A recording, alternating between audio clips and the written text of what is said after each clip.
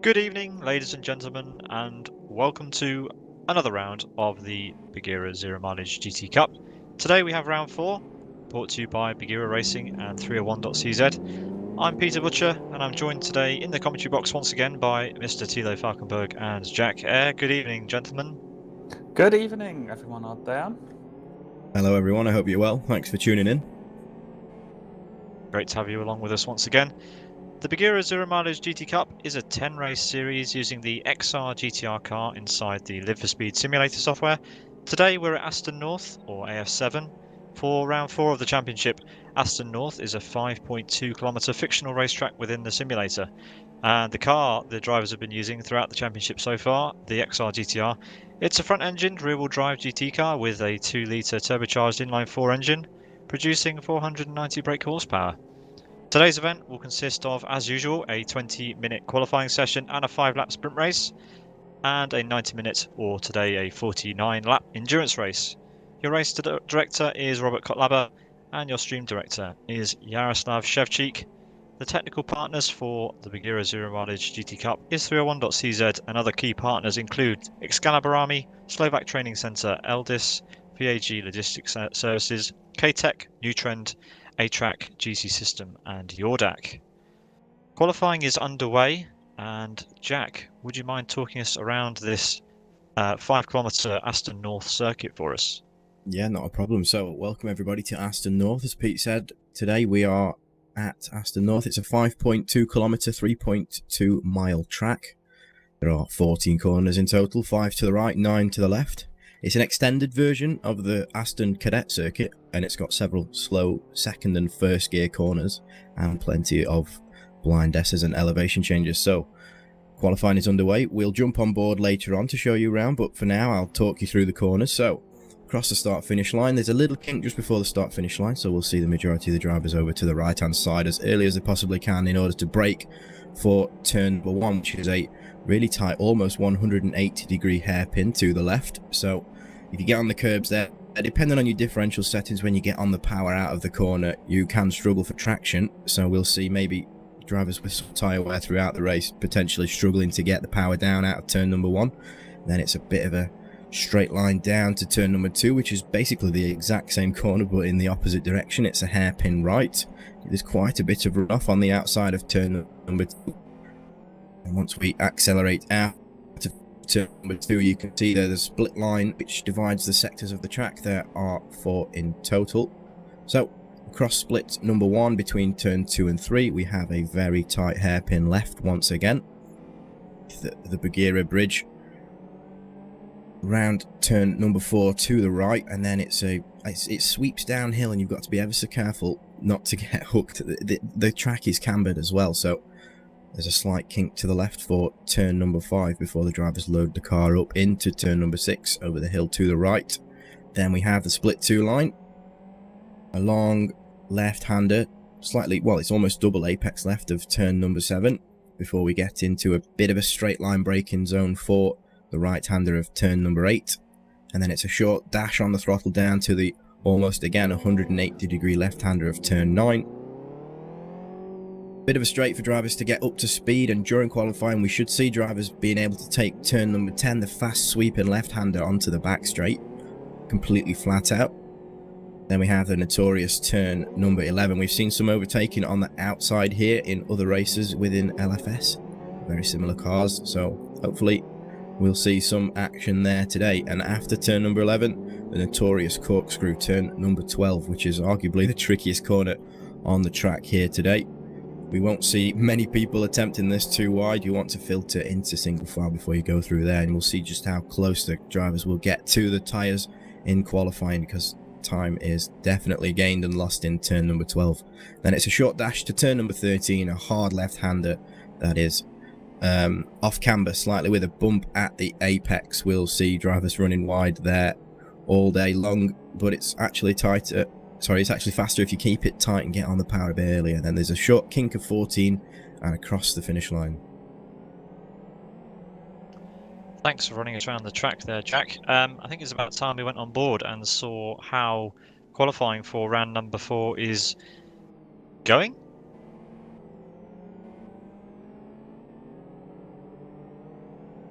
Currently 21 cars have set a lap time. Our provisional pole sitter is Vitaltas Lagutskas for Last Lap Motorsport with a 1:46.91. Jan Wikowski for Concept Racing is in P2 right now. So I'm half a second behind. We're seeing some definite improvements from the drivers between the little practice session we had before qualifying commenced and now. Lagutskas was fastest in the practice session prior to qualifying. He went with a 1:47.5. Now that was the fastest time that we saw in practice, and already we're into the 46s at least for the man currently on pole. We've got just over 40 minutes of qualifying remaining.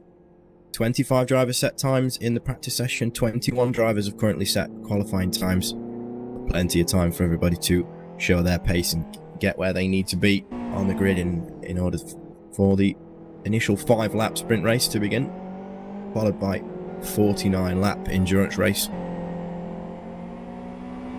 We're currently watching Mr. Sami Lipmanen for Sidus as he gears up to start a flyer.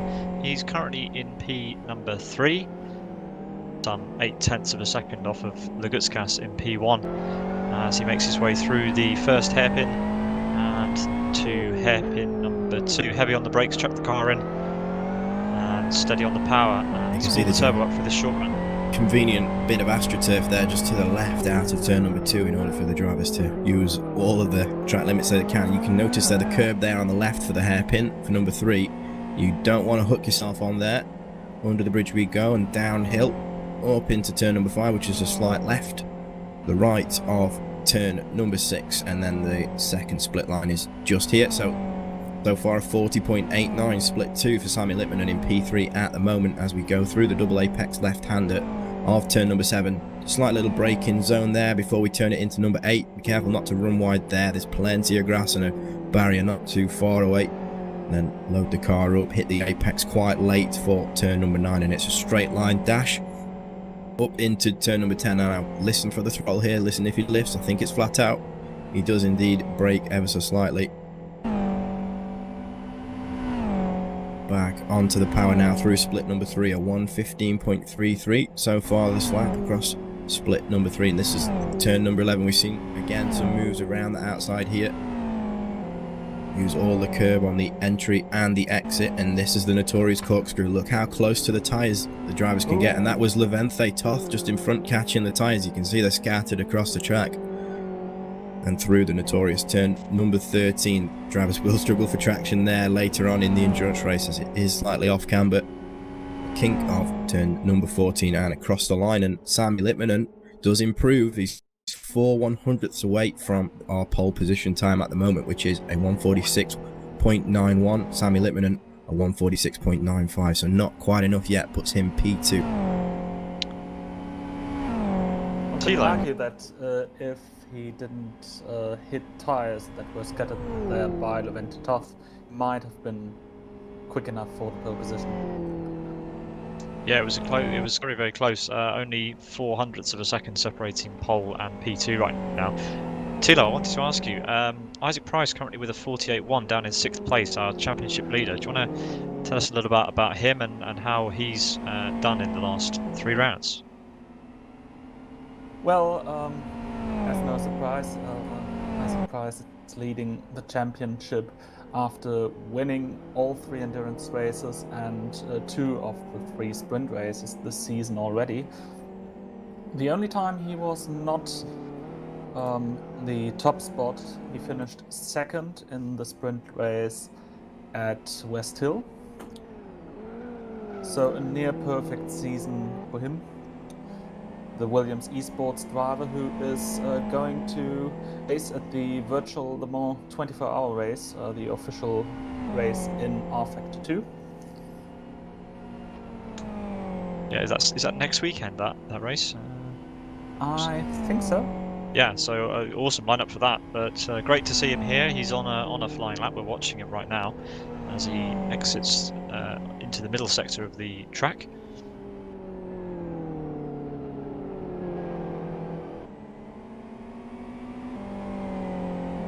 Let's see whether he can get himself up into the top positions.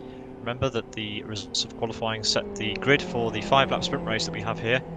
The 5-lap sprint race, the results of which have a partially reversed grid, which sets the scene for our 90-minute endurance race.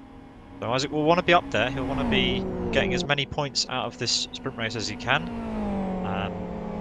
There are slightly fewer points on offer for the sprint race, of course. Oh! As Isaac crashes into the tyres at the downhill chicane, a very, very tricky corner. It catches out the best of drivers as we... Yeah, indeed, you can just see how many liberties the drivers are taking by going into the corkscrew fully loaded, and you know it bites, so you need to be very careful. Or we'll see potentially, you know, drivers slowing down there more than they would have, of course, in qualifying during the race. So everybody wants that perfect lap in qualifying. Just how close can you get to that before it's too much? We're currently watching Thomas Stibarek. He's in P8 right now, just behind TC Racing's Adam Brown, and just ahead of Race Green's Daniel Balla. He heads up the back straight now and will enter into the section where we saw Isaac go off just a moment ago. See whether he fares any better on this run. It's a good qualifying session from him. He'll be happy with where he is, but no doubt he'll want to improve from there. He's on a good lap. Gets a nice chicane. Runs a little bit onto the grass on the apex, which won't help his tyres as he enters into the last corner. Really, really difficult this last corner if you have any sort of dust or dirt on your tyres. He comes across the line. Will it be an improvement? It is not. It's close. Only 6/100ths of a second slower than his previous best.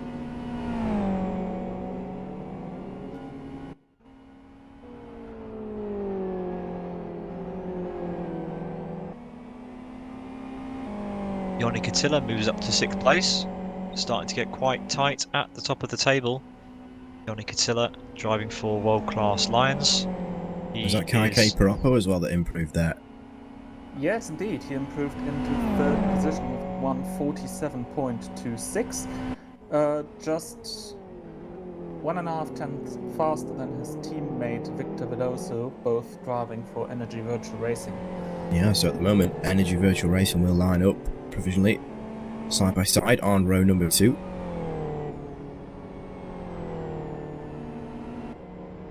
Good showing from those guys. Drops Isaac Price down to P9 right now. And 1.2 seconds off of the provisional pole time. But there's still 7 minutes remaining in the session, enough time for a couple more laps to see whether the drivers lower down can force themselves higher up on the table. 26 drivers have currently set a lap time. We're watching the Energy Virtual Racing car of Victor Veloso, currently in P number 4. He has just gone ahead of Conquest Racing Jan Bukowski.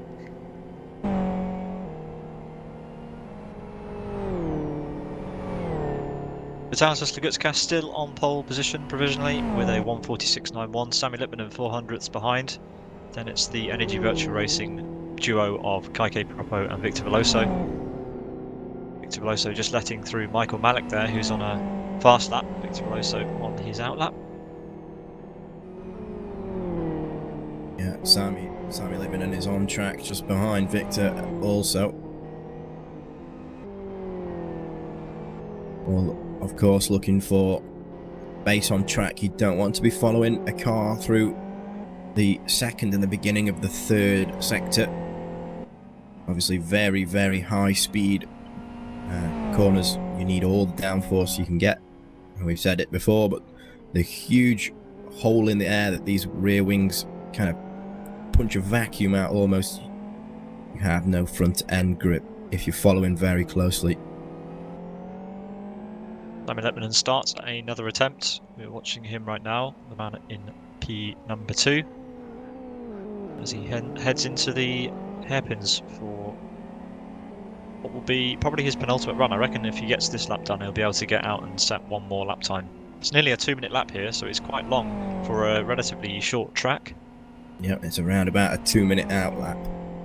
Also, so Sami Lipman only needs to improve around about 0.5 tenth, so 5.1 hundredths of a second to get that pole time. He can improve and mirror Lecas's time. He will still remain second, as Vitaltas set the lap earlier in the session.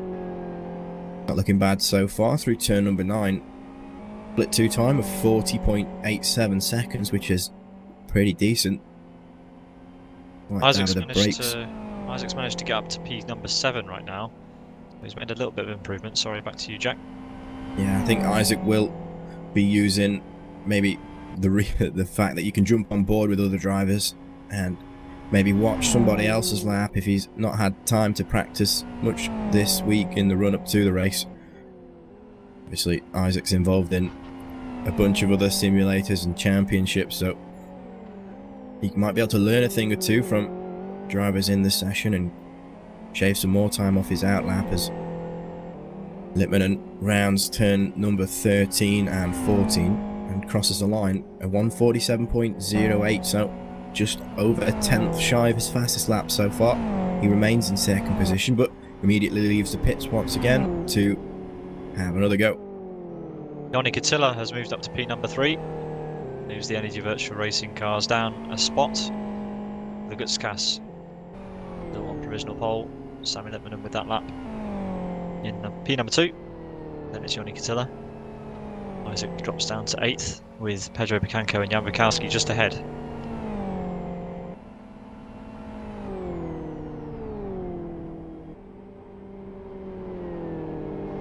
Jan Bukowski comes across the line to start another hot lap. We'll go on board with him.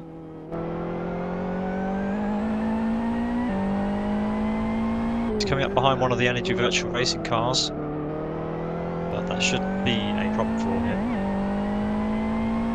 Yeah, they both look like they're on fast laps, so Kaike Parappa, I believe, is the driver of the Energy Virtual Racing car ahead. He's currently 1/100th of a second behind Katilla, so if Katilla can catch Kaike's obviously going to abort that lap, should make room for him.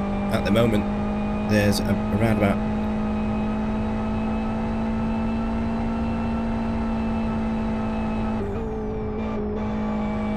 Jan heads down into the end of the middle sector and onto the back straight around this sweeping 180-degree corner. A great corner in the XRR. And now onto the back straight before this kink, as Jack said in the run-up. One of the trickiest corners to follow a car through. You don't want to be side by side in here, else you'll be on the gravel, or worse. We were watching a race yesterday where on the final lap, going the other direction, 2 cars tried to go side by side on the final lap, and well, it ruined both of their races pretty much. So we don't want to see any side by side incidents through that corner. Hopefully we won't.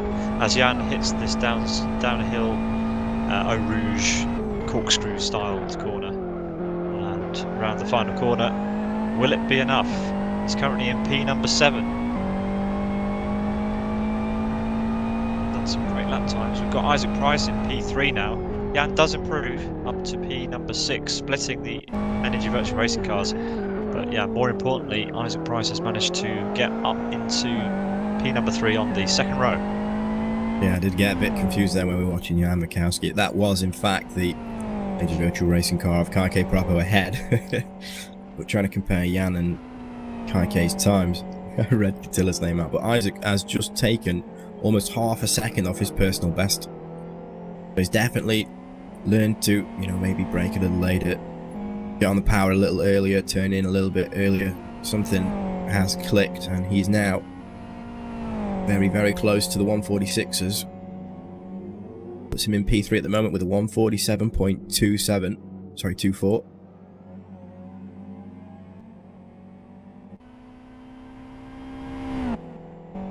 Lippmann is also on a flying lap, but his second split time was not matching his previous fastest lap.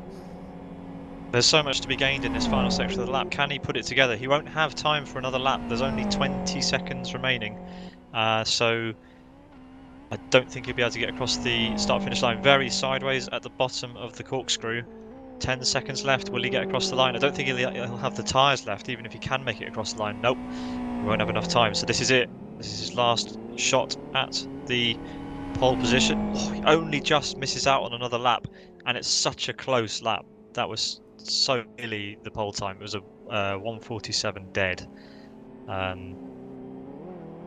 Yeah.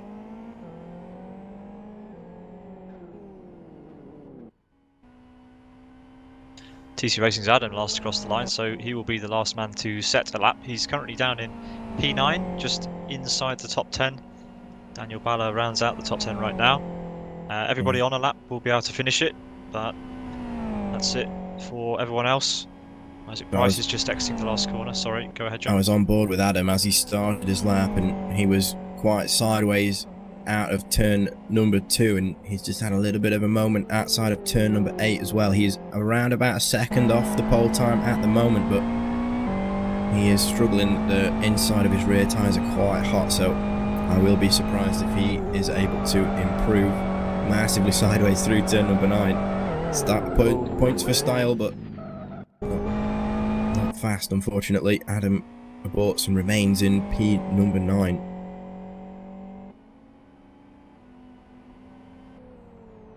So the honor of the final fast lap goes to Cristobal Gonzalez. Exit is the final corner. Will it be an improvement? He's currently down in P26. Now, we've seen quite a few drivers taken to the curb into turn number 13, and that can and will unsettle the car, but he does improve.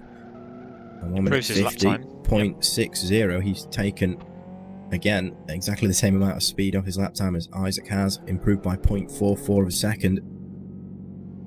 But he remains in P26, 1 minute 50.60. That rounds out our qualifying session then. Vitautas Lagutskas will take pole for the 5-lap sprint race. Alongside him on the grid will be Sami Litmanen for Sidus. Isaac Price not able to get it on the front row, but will start a respectable 3rd position alongside his old teammate Joni Kitila. Kaike Paroppo, the first of the Energy Virtual Racing cars, will start on the 3rd row in P number 3. Jan Wikowski for Conquest Racing in P6. Then it's Kaike's teammate Victor in P7. Road Appraisers Pedro Picanco will start in position number 8. Then it's TC Racing's Adam Brown, who seemed to struggle to turn the tyres on, or keep them under control rather, and will start on row number 5. Alongside him, Race Green's Daniel Balla. Then just outside the top 10, it's Genuine Racing's Nika Pantola. Then it's Viaduct Czech Radek Lutsky. Then we've got Born to Race's Henry Vertinen, Thomas Stivarek in P14, Levente Toth P15, Race Green's Patrick Hall in P16. Then it's Durda in P17, World Class Lions Yari Katila in P18, Aerotax Ibrahimian in P19, Jeff and Jacob in P20 for Race Green Autosports. Then the other Viaduct teammate Pavel Lutsky in P21. Yaroslav Donlik will start in P22. Bit Salomon P23. Master Race Cars Michael Malak P24. Sergei Markin in P25. Gonzalez P26. And starting at the back in P27 is Leo Simus.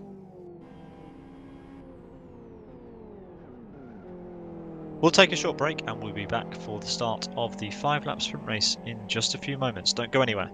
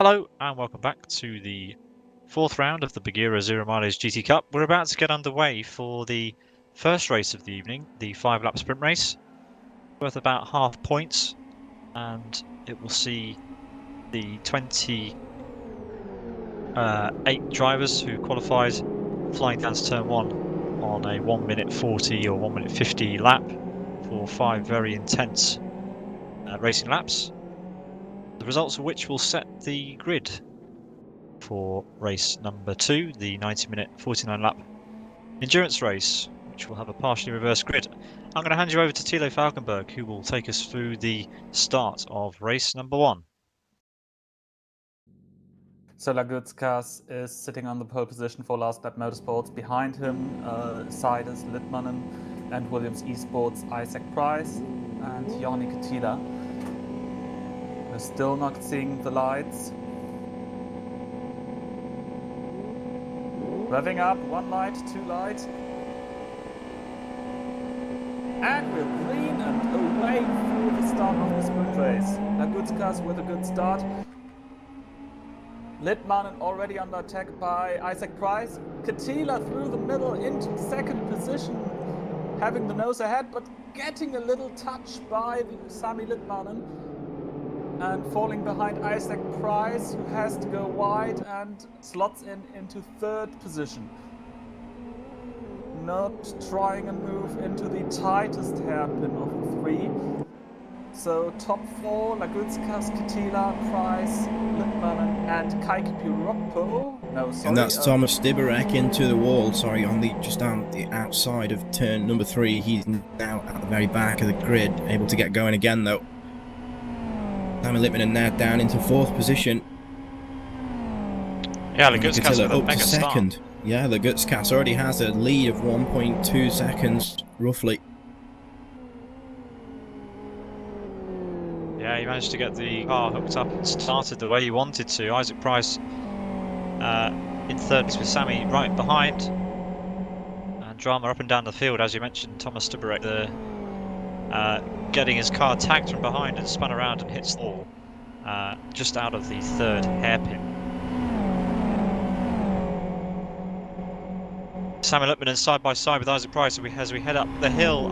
Sami on the outside. We've seen this move work before. Just makes it around the outside. What a great move. Yeah, millimetre precision there, bumper to bumper. Just after the apex, Sami Littmanen able to carry the momentum he had around and make the pass just before the corkscrew. Great runs from everybody so far out of the final corner. This is where we'll start to see the grid spreading out. Jari Katila in 2nd position has a 0.5 second advantage over Sami down in 3rd. If he can get his head down, he might be able to close that gap to Vitautas. Out in the lead at the moment, Vitautas a gap of 1.9 seconds, so slightly pulling away from the rest of the pack, and this is exactly what he wants. Isaac again back down into 4th position. Jan Wachowski in 5th. Kaiki Piroppo just took a little bit too much of the curb on the inside of turn number 3. Adam Brown in 7th position, slowly closing up to the back of the Energy Virtual Racing machine in 6th position.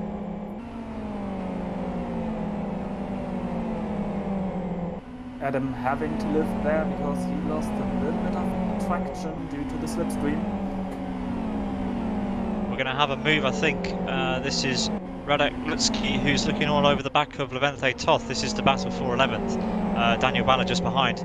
Lutsky was able to close up to the back of Levente because he caught the draft of Nico Pintola, which slowed him down. And now we go onto the back straight. Lutsky getting the car really sideways. That's actually now going to give Daniel Balla a run. But remember in the pre-show we mentioned this fast left-hander. It's not the corner you want to be following someone through. But Daniel able to keep under the rear wing of the viaduct car, and now they are side by side.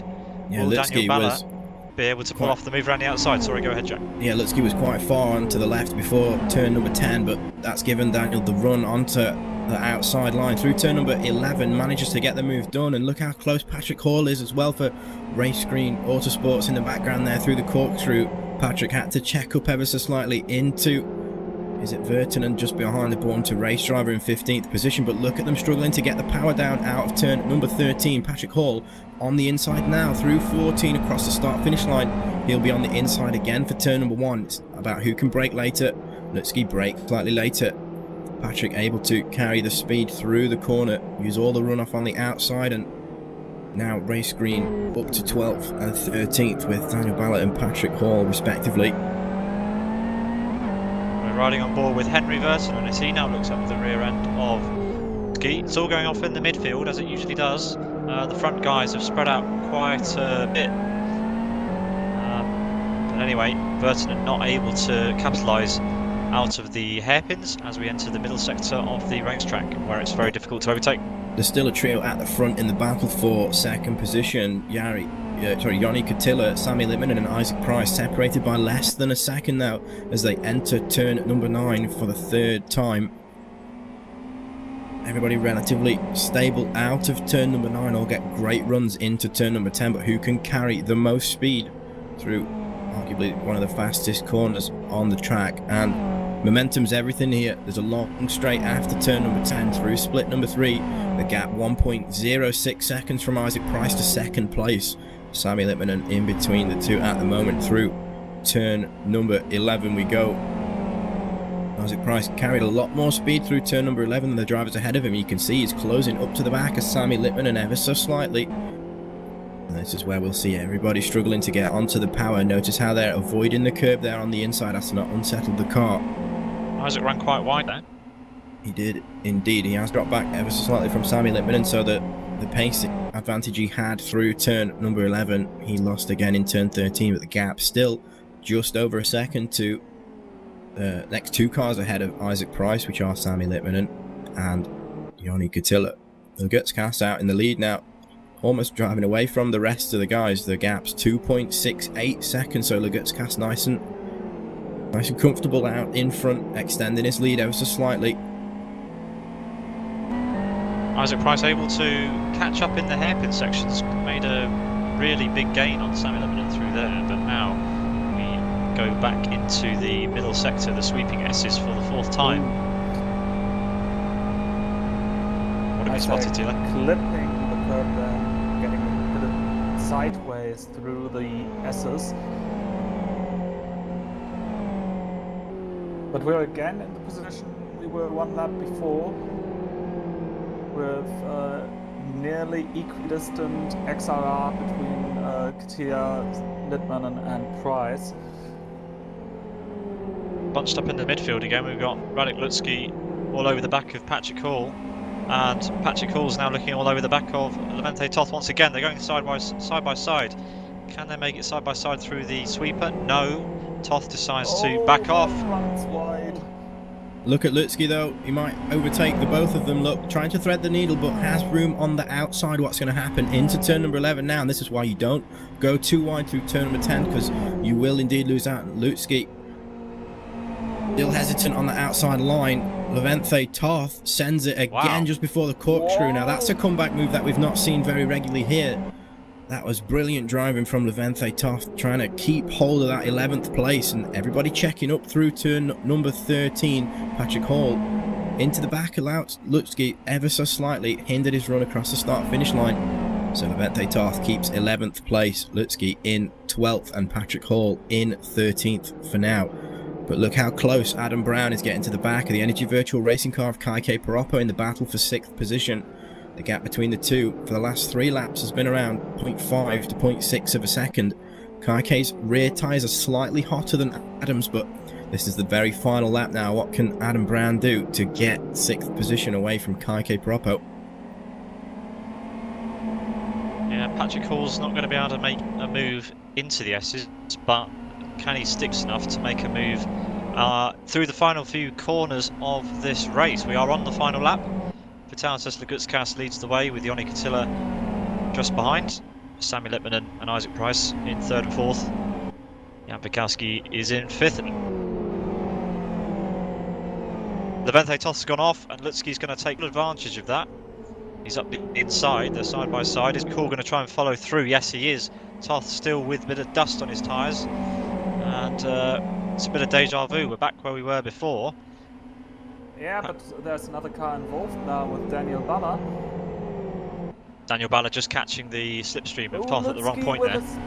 Yeah, so maybe Patrick Hall's struggling with the temperature in his front tyres. He had to check up there in the middle of the corner, and that's given Levente the run. He has the overlap, able to take the apex for turn number 11. Meanwhile, Lutski wins the race Lagutskis across the in line. front of Katila and Sami Litmanen.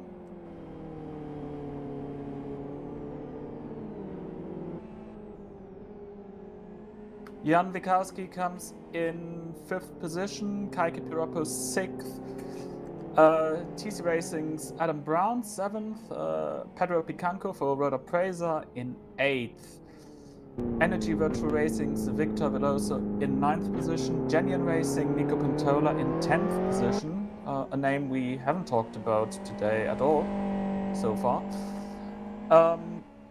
Then Viaduct Czech Racing Team's Radek Lutski in 11th position, Levente Toth in 12th, Race Green Patrick Hall and Daniel Balla in 13th and 14th, Dada in 15th, Jeff and Jacob in 16th.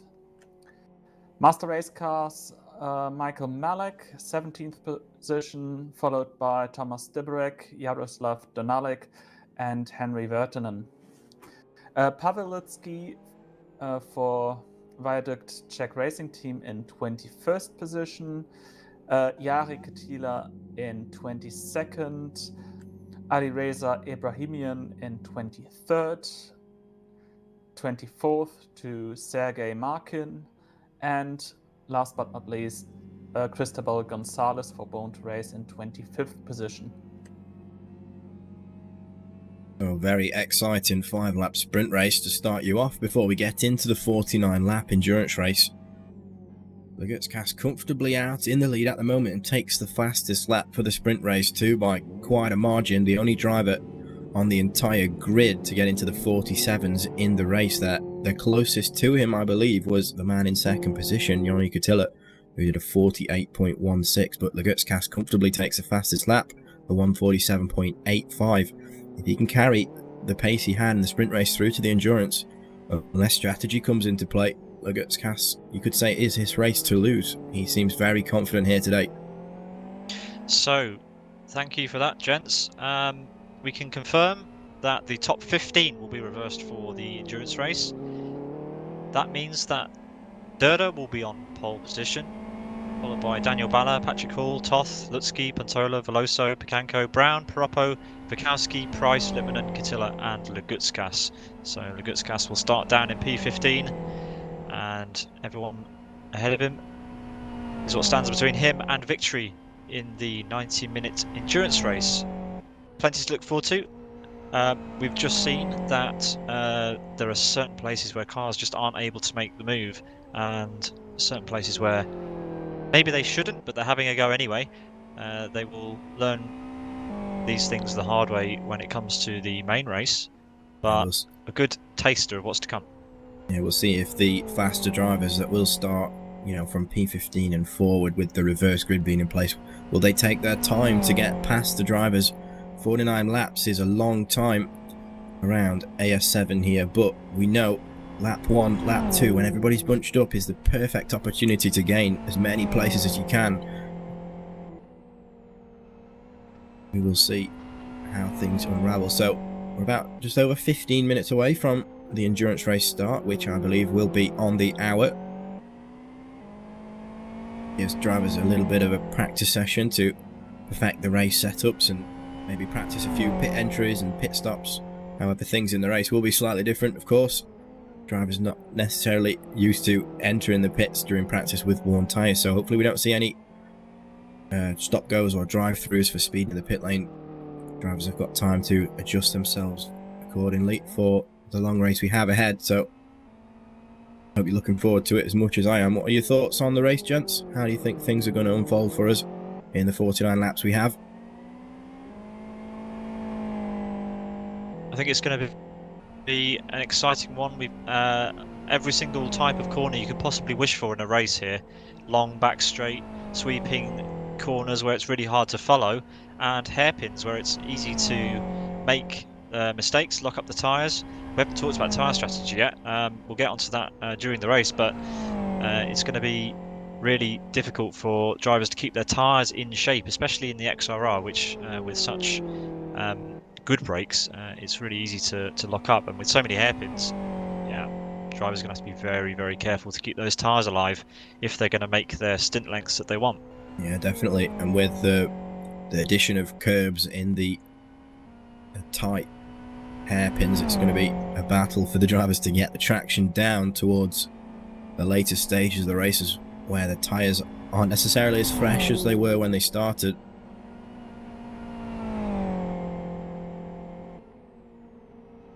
Also, one has to point out that we actually just saw the first race in a very long while where Isaac Price did not finish on the podium. Yeah, just outside in P4. That's a very good point. 5.8 seconds off. But nevertheless, you can't take anything away from the guys ahead. They've put in a stellar effort here to get that result. And you have to say, got to be happy for Joni Katila, who finally gets the better of Isaac in a race this series. He's been so close on a number of occasions, but yeah, we'll see how they fare in the main race. I'm really looking forward to this one. Yeah, definitely. Isaac is renowned for, being precise lap after lap for, tens of laps. He very, very rarely puts a foot wrong, does the Williams esports driver. So Katila starting behind Isaac in 14th position. Next race will have to get around his competitor. He has the pace. He's shown that he was around just about a tenth faster his best lap in the sprint race, and finished about 2 seconds ahead of Isaac, who was just shy of the podium by around a second. 5.89 off the leader.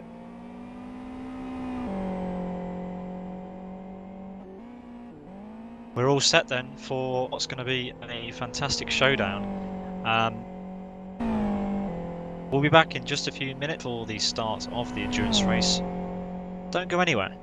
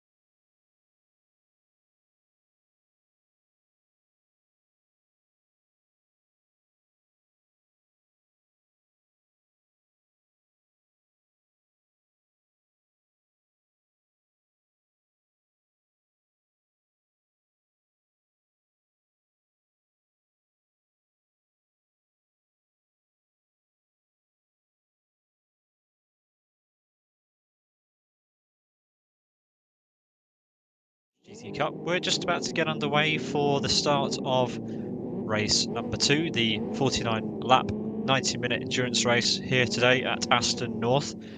I'm Peter Butcher. I'm joined in the commentary box by Tila Falkenberg and Jack Eyre, and we're looking forward to this one. We've got Durda starting on pole after the reverse grid from the first race.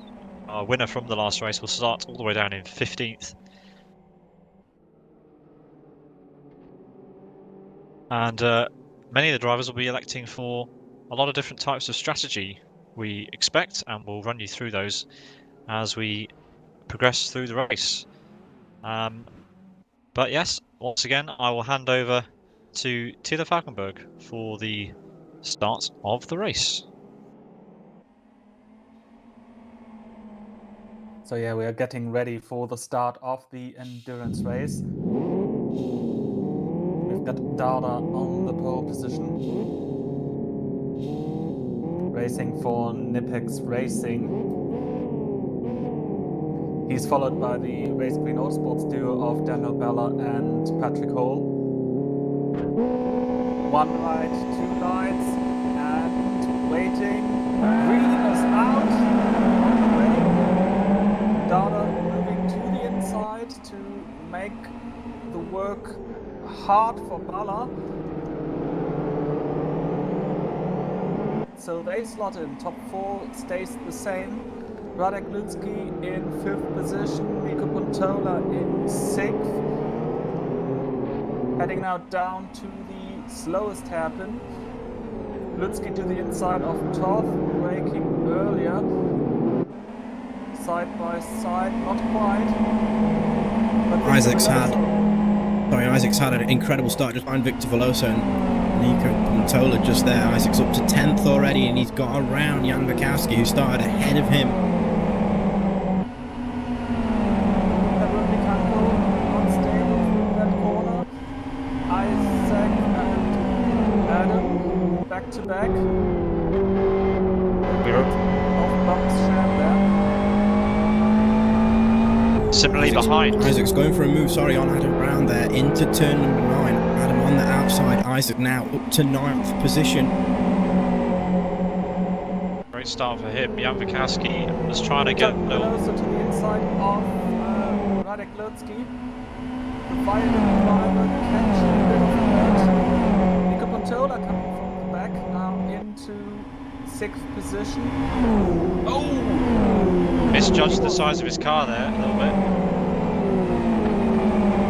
Ludzki had to get off. Jan Bukowski's gone wide. Jan Bukowski's wide into 11 now. He's lost a position to Legurtskas and Joni Katila. Dami Littmanen just ahead now. Is Michael Malik going to have a look? Thinks about it. Into turn number 13.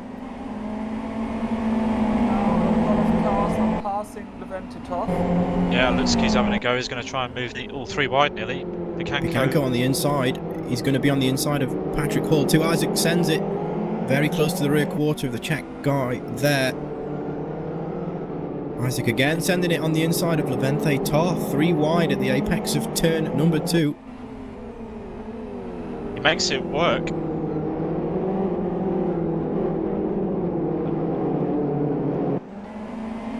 Isaac up to P number 7 then. He's got Adam Brown right behind him, Levente Toth in P9.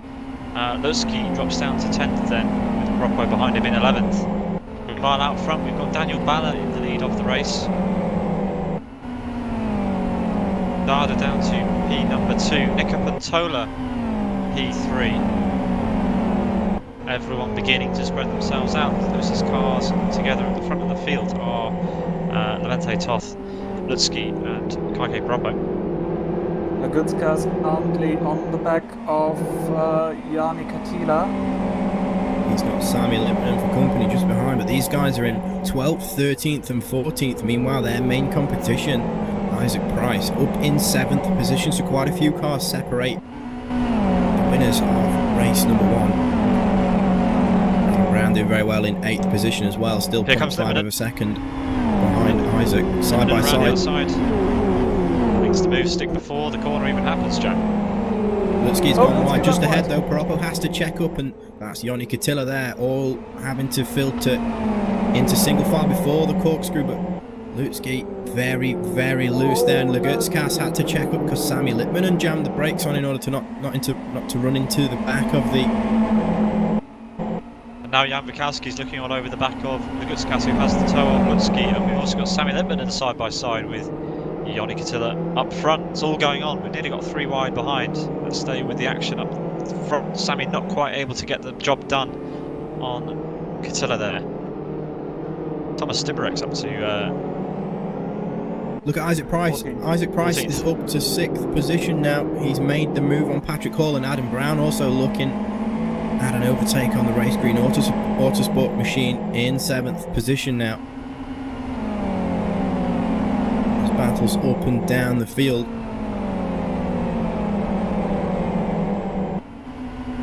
Yeah, it's been quite an intense start to this race. AS7 does breed a lot of good racing.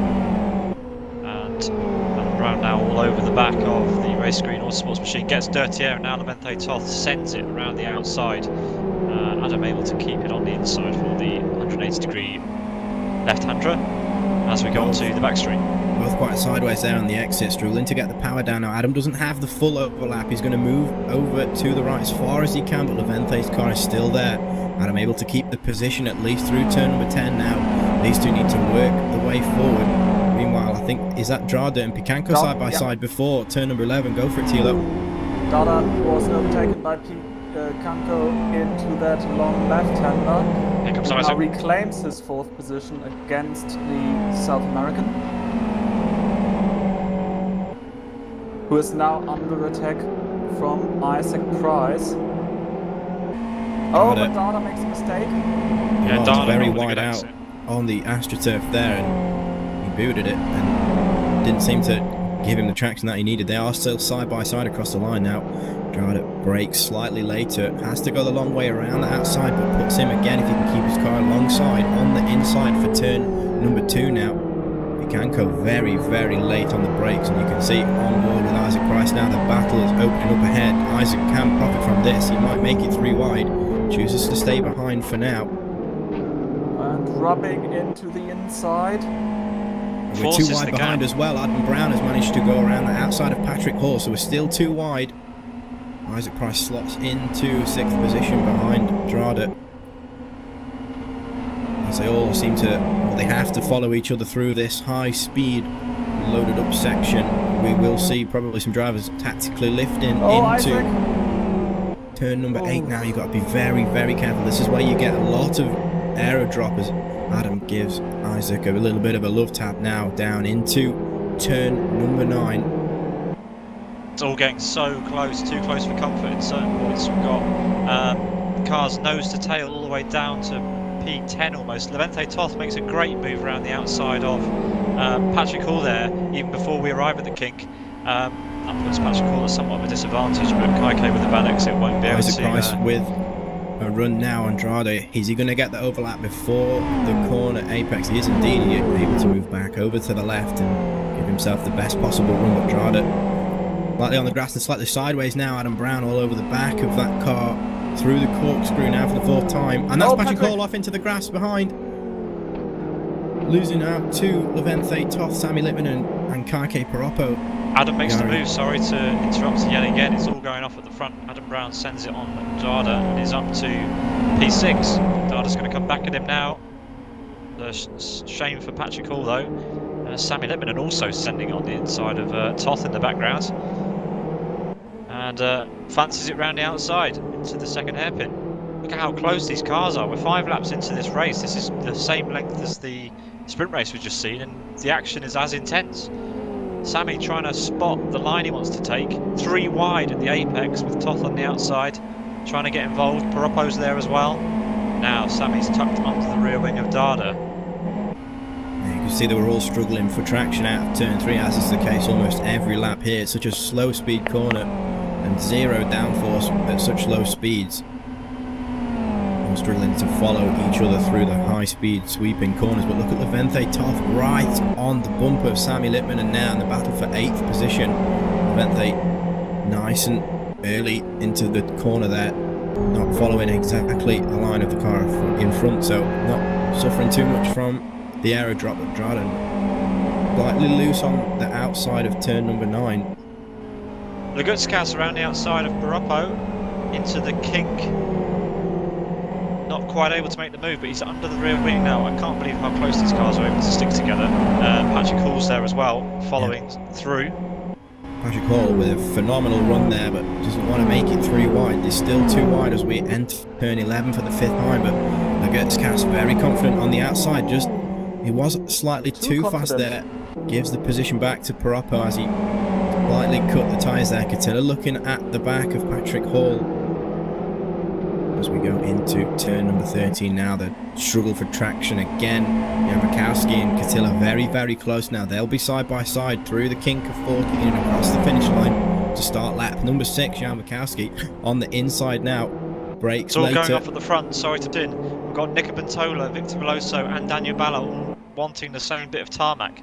Nico Bentola and Daniel Balla side by side. This is the battle for P2. Victor Veloso, the red and blue car on your screen, currently leading this race now.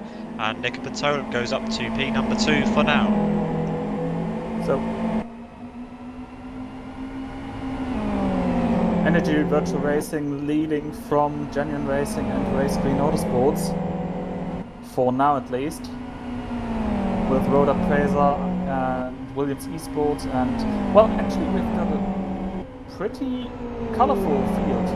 Yeah, it's a huge spread of different teams. It's really great to see this, honestly.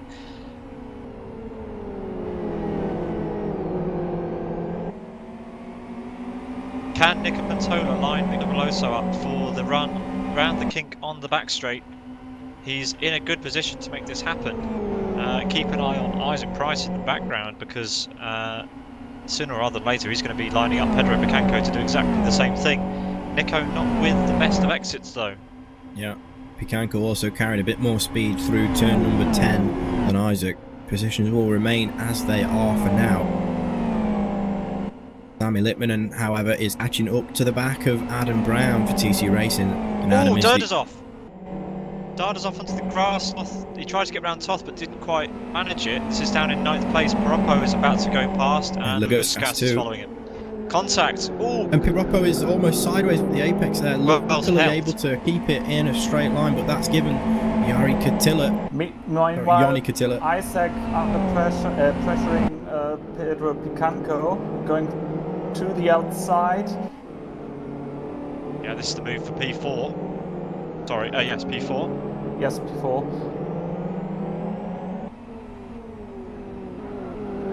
So Isaac only now behind 3 other cars. We're still 2 wide amazing. Further back though. Catilla and Drada and Vakowski and Lagutskas all side by side now, battling for traction out of turn number 3 again. Lagutskas is lost out now to Jan Makowski. If you're unfamiliar with reverse grid racing, then this is the reason it's entertaining, because at the beginning of the race you end up with everyone at the front getting so close to one another. We're currently watching Sammy Littmanen, who is looking all over the back of Adam Brown in P number 6.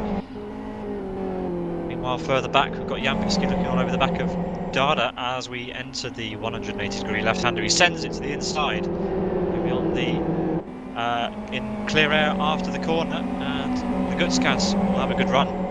Lagutskas now looking all over the back of Darda. Will it be too wide?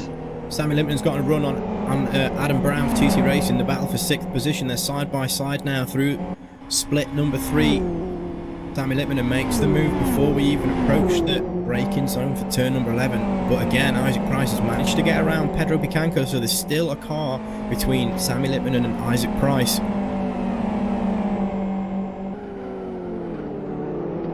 Fantastic battles up and down the grid. The closest cars on track right now are Lagutskas and Jan Mikowski, the previous race winner, and a very quick and very motivated Conquest Racing driver of Jan Mikowski. Lagutskas, not with the greatest of exits, won't have the advantage into turn number 1 this time around. Meanwhile, behind, Derda still under pressure from Kaike Paroppo. Kaike Paroppo tries to send it up the inside but can't quite get the car fully alongside, so Darda takes his normal line, heavy on the brakes, And they're still stacking up really close behind each other. 8 laps into this race. And Isaac we've still into got third. very intense racing going on. So Isaac's made his way up into the podium positions now. He's got Daniel Ballot and Pedro Bicanco between him and Sami Littman, and Sami will have to do the same.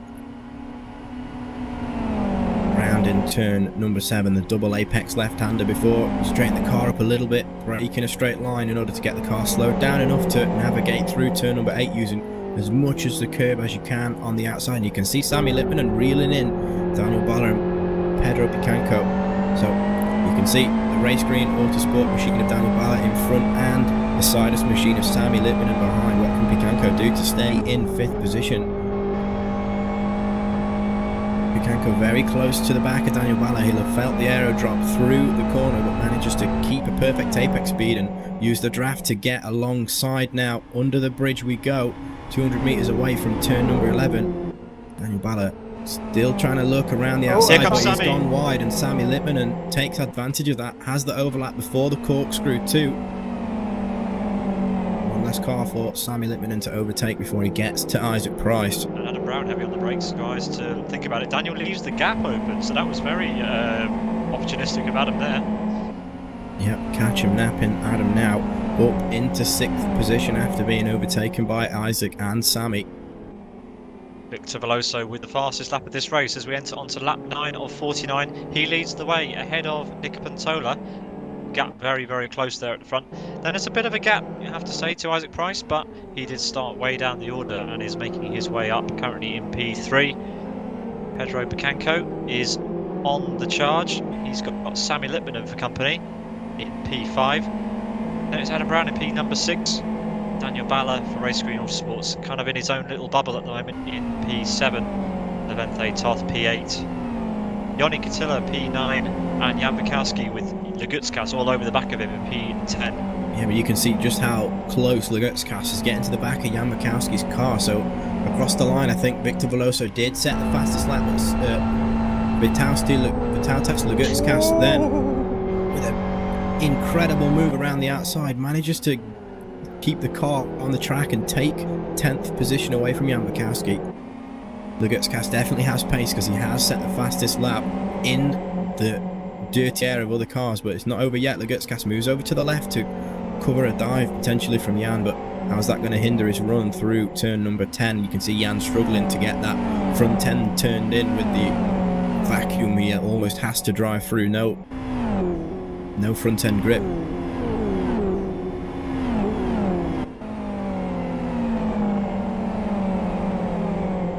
Sami Littman in 5th place is mounting a charge on Pedro Bicanco. He's been taking chunks out of his lap times every single lap. Yoni with a late dive to the inside of Levente Toth into the last hairpin and gaining P8. Gutskas is going to want to go as well, isn't he? Daniel Ballot very, very early on the brakes there, and Yoni Katila's managed to get up the inside. Daniel Ballot will be on the inside for the second hairpin. We've got Lagutskas and Toth side by side behind as well. Jan Bukowski's involved there as well. We've got 6 cars nose to tail through the second hairpin. This is incredible stuff. Jan Bukowski getting sideways. Incredibly late on the brakes there and just caught a blade of grass with his right rear. And you can see how the car, the back end tried to overtake the front there. Has to regroup a bit. We're still nose to tail through turn number 6. Cross split 2. So from Kaike Paroppo to Daniel Ballot, the gap's only 1.4 seconds and there's 5 cars accounted for there. Jan Bukowski got a great run, absolutely great run on Lagutskas there. It's all going to come down to this back straight, I think, because these 4 are within a car length of each other. All struggling round turn 8. Kaike Paroppo at the back now, able to potentially get the best run. Yeah. You can see Jan very, very slow there, struggling. Kaike was losing the rear ever so slightly, but they will remain side by side down the back straight. 0.04 seconds separated them at the split. Who's going to come out on top into turn number 11? We go for the 10th time. Kaike brakes a little earlier. But it's not over yet. He's going to try and send it into the hairpin here, the corkscrew. Kaike Paroppo with a very brave move through turn number 12. And now Lagutskis has sized up Toth. This is the move for 9th place. As Isaac Price sets the fastest lap of the race, the man on a mission, Lagutskis will go late on the brakes and try and get the apex of the corner, as he does. Yeah. Yoni Cotillo just ever so slightly faster than Isaac across the line there, sets the fastest lap. So drivers still not going as fast as they can. Obviously, the more they drive, the more the fuel comes out, the lighter the cars, the faster they are able to go. Daniel Balla nearly rolled it through turn number 3, he hooked the curb and was on 2 wheels until he straightened the car up. He's lost out now to Lagutskis and Levente Toth. Daniel down in 10th position now. He's got Kaike Paroppo right behind him.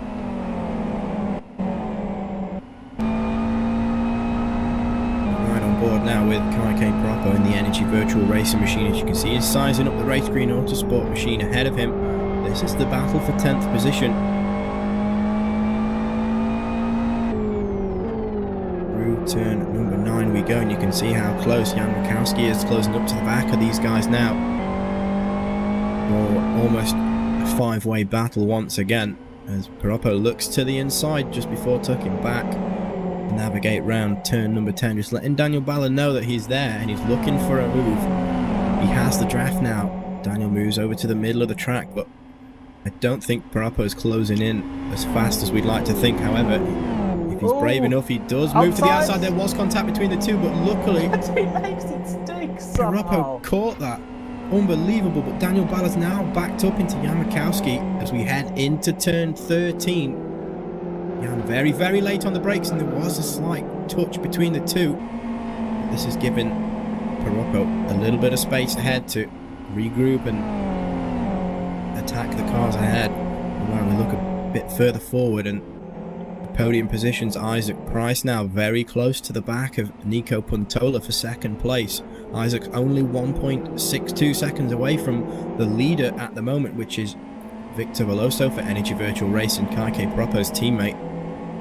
Yeah, Just behind remember, after getting around Mandula, Daniel Balla, he actually was over 4 seconds behind Nico. So that gap melted down rapidly. Just disappeared. It's completely gone. Yeah, Yoni Cotillo, meanwhile, is absolutely flying in 7th position. He took the fastest lap last time around and is the only driver at the moment to get into the 48s this race. Sami Lippmanen moves past Pedro Bicanco. We just caught the end of it on the shot there. The corner before the 180-degree left-hander onto the back straight. Sami Lippmanen makes the move. Back to you, Jack. Yeah, so Yoni Cotillo now in clean... Sorry, Yoni Cotillo, I keep getting them mixed up. I hope they don't mind. Yoni Cotillo closing up to the back. Isaac Price in the slipstream of Nico Puntola, and Nico Puntola actually showed with the indicators where Isaac should pass. Nico was using these sorts of generous strategies last time in the KY2 reversed. He was being very generous to people, and he's done it there again. Sorry, Jack, we butted in there. We'll go back to you now. Can you remember what you were talking about? I was talking about the Cotillas. Yeah, Yoni is all over the back of Adam Brown now for 6th position as they round the little kink of turn number 14 and across the start-finish line. Adam with his indicator on, doing exactly the same as Nico did last time for Isaac Price. Cotillo moves up into 6th position and has 2 seconds to Bicanco ahead now to try and catch up and get further forward in this race. Adam Brown sticking all over the back of the World Class Lions car, trying to maybe follow him. Interesting that everyone just remembers that they have indicators.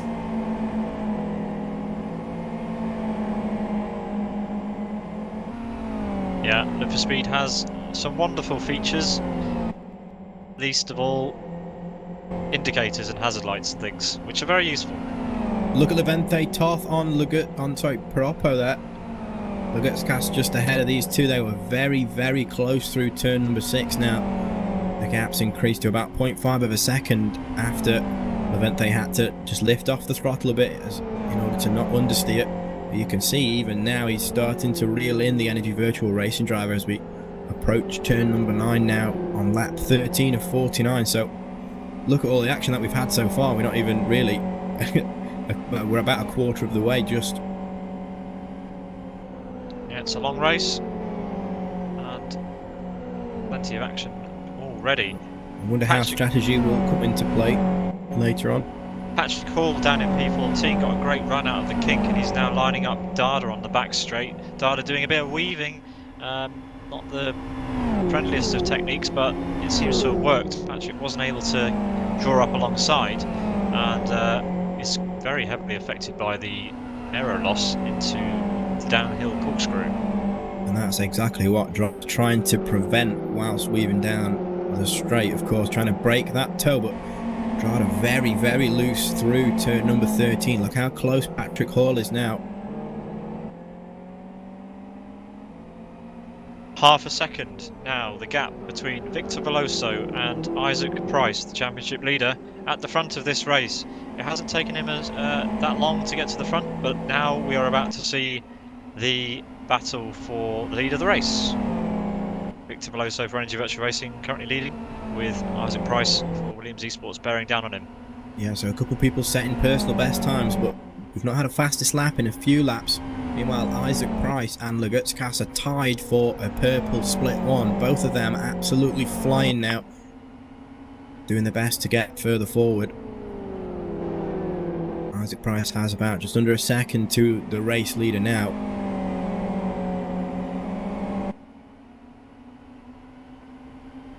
We watch back from Veloso's car to the red Buggyra Racing skin of Isaac Price. 0.7 is the gap at the split, halfway down the straight now.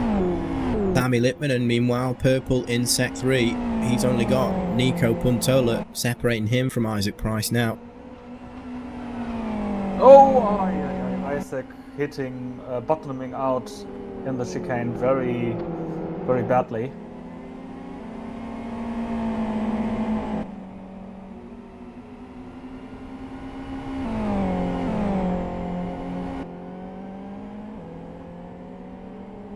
Yeah, the gap about the same as it was last lap across the line. It's opened up if it's opened up a little bit.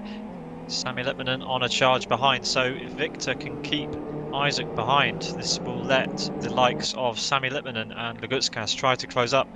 Legutskas, you have to say, has not made as much progress as we would have thought, considering the pace he had in the first race, and obviously in qualifying. He's currently all over the back of Adam Brown. We will cut away from the action at the front just to see what develops with the Legutskas battle, and we'll switch back if necessary. We've got cars bunching up all over the place. Sammy Lippman and all over the back of Nico Puntola. Isaac Price all over the back of Victor Veloso. And this battle between Last Lap Motorsports, Vitalis Legutskas and TC Racing's Adam Brown. Even though Legutskas is currently behind Adam Brown, he's not hanging about whatsoever.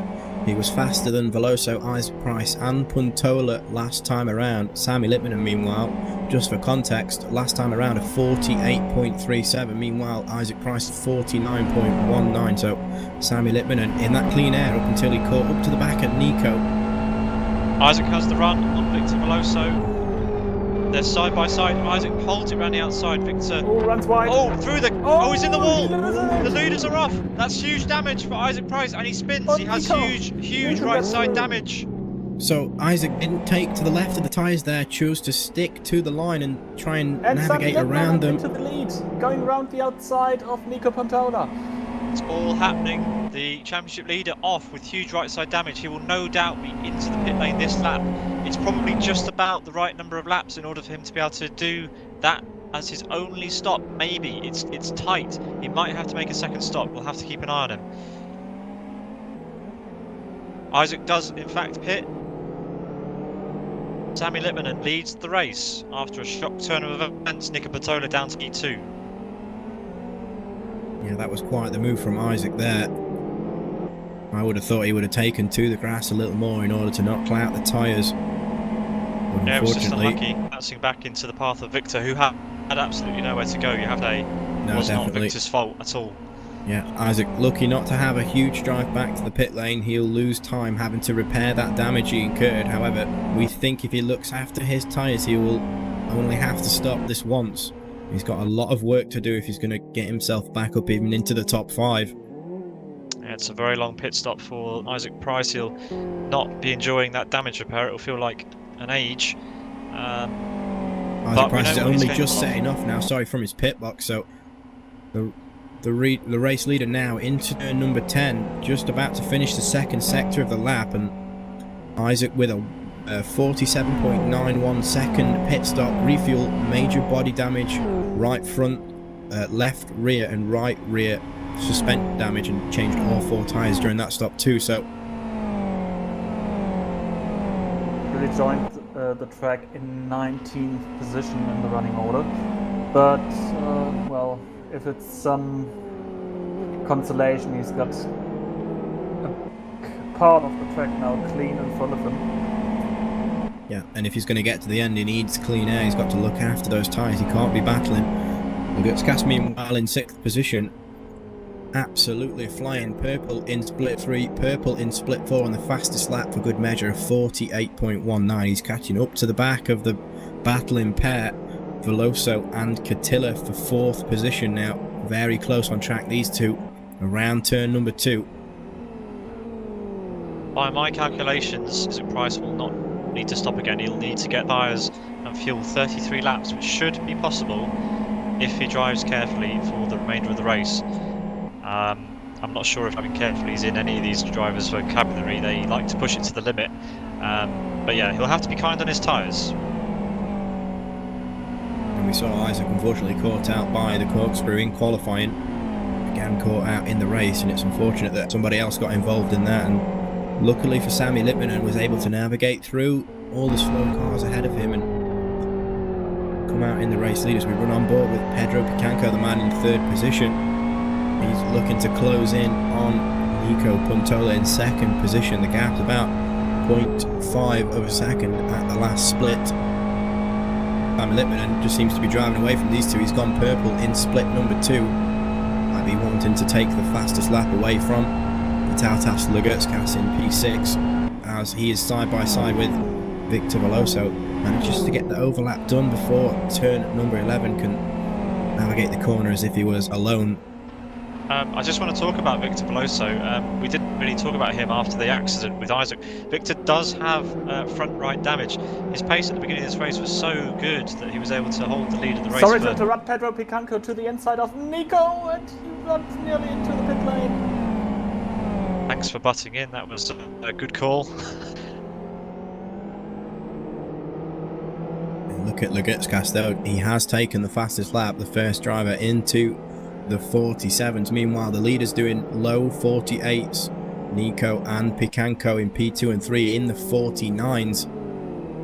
And Lugutskás will be on the back of this train very soon as Cotillo on Pedro Picanco into the 3rd hairpin, side by side, now going under the 0 mileage lubricants bridge. Yeah, look at the red car in the back of the shot though. That's exactly what Lugutskás wants to see. They're still side by side now. Lugutskás in the red car in P5 catching up this battle. It will be a 3-way battle in just a few corners time. Catilla in front of Picanco. Picanco might struggle with the aero drop through turn number 8. Careful not to run wide, but look at the run that Lugutskás has. He's going to send it on Pedro Picanco into turn number 9. There's almost contact between the two. Picanco closing the door at the apex there. Very, very confident that he could brake so late and get turned in. What's going to happen through turn number 10 though? Picanco quite slow through the initial left-hander. You could say Lugutskás has the run now. Had to check up there because wasn't sure which side Picanco was going to go. They are still side by side. It's going to be too wide into 11 again. Lugutskás backs out of it. Picanco. Oh, he goes wide. Again, side by side for the corkscrew though. Lugutskás makes the move just before the apex of turn number 12 now. Who can get it slowed down in and on the track. Oh, there's tyres there. I think, did Catilla catch the tyres? I think Victor Veloso. I think it was before Catilla, so probably Nico Puntola.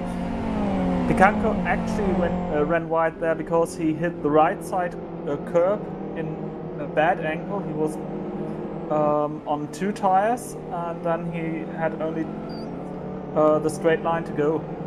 Yoni Katila is definitely catching up to Nico Pantola right now, and as Sammy Lippmann makes his way through the... Sorry? That's it. Michael Malek almost getting in the way there, but we've got Kaike Parappa right on the back of Adam Brown now for 7th place, braking both side by side. Very, very close at the apex of turn number 3. Adam able to hold it around the outside and get the power down as we go under the 0 mileage lubricant bridge for the 19th time for these two. Adam Brown still being reeled in by Kaike Parappa in 8th position.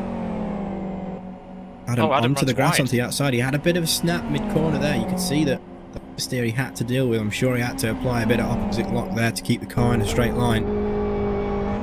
This is where Parappa might struggle with the aero drop, but he manages to pull it off. He's still closing up to the back of the TC Racing car. We're right on board with Kaike Parappa as he hunts down Adam Brown. Is he going to... He has the run, he could make it too wide into turn number 9, sorry, into turn 10. He will try to do so though. Adam will have to hold that outside line, but that gives Adam the run down this straight too. We are going to be side by side now.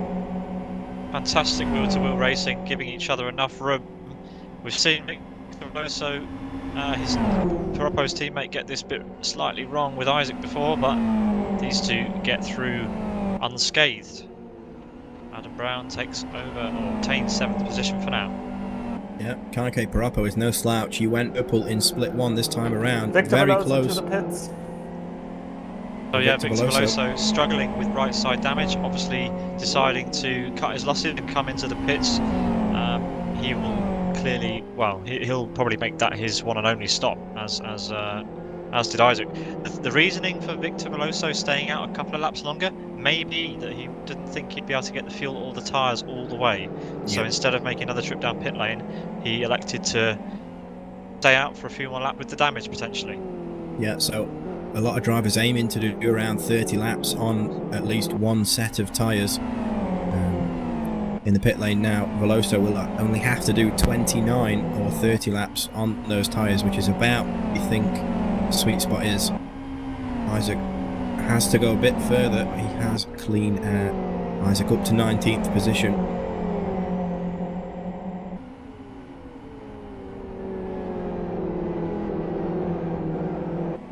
We run on board now with Vitautas Lagutskis in 4th position. Seems that Yoni Katila has managed to get around Nico Pantola, who Lagutskis will be looking to mirror that move somewhere. Sammy Lippmann now with a sizable 4.6 second lead over Yoni Katila in 2nd place. You can see the MRC car of Michael Malek taken to the left as he is a lap down, but Lagutskis very, very fast through turn number 12. You can see how close he's got to Nico through to turn number 13, and now it's a race to turn number 1. You could say Lagutskis has the overspeed. Pantola moves to the inside to cover it off. Lagutskis on the outside. Pantola later on the brakes, however. Lagutskis might choose the switchback, but it will then put him on the outside for turn number 2 again. Very tactical racing this. Switch one way, then switch the other way. It didn't quite work for Lagutskis that time round. He got a bit wide and the car didn't rotate as much as he wanted to. All the while, this is letting Yoni Katila get away and Pedro Picanco to catch up in the background. The battle from 2nd to 5th is really, really, really close right now. Yeah, Kaike Parappa still all over the back of Adam Brown for 6th position. There's battles up and down the field. Lagutskis still very close to the back of Nico now in the raging battle for 3rd position. Slowly starting to approach the halfway mark. For those that haven't stopped already, we think that they'll be stopping between around lap 27 to around about lap 32 if they're going to get to the end of life on the set of tyres that they are currently running. If not, they'll have already stopped by now.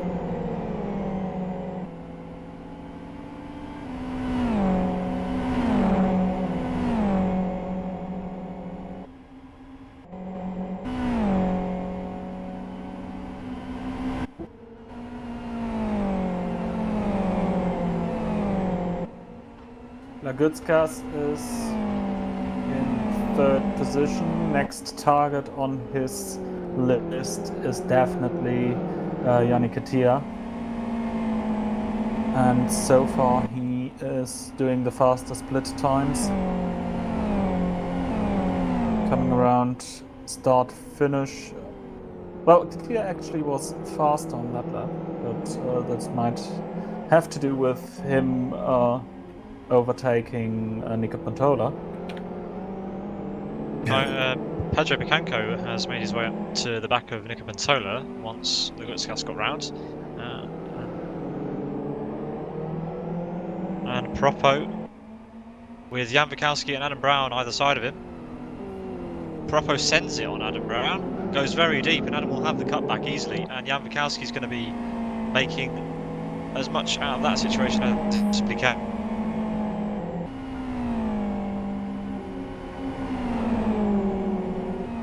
Jan Wikowski has to back off as not to ruin his tyres, and Propo goes on the grass, way too close to Adam Brown, and that's going to give Jan the run he needs.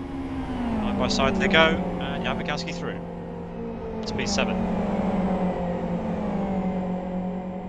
So it was the best decision to lift. Yep, you saw the yellow and white car of Jan Wikowski there lifting off just to give Kaike a little bit of room so he didn't lose aerodynamic downforce over his car through the sweepers. Kaike was too close to the back of Adam's car, and well, you saw the result of that. Now Jan Wikowski has a run on Adam Brown slightly. Yeah, the gap, 3/10 out of the split.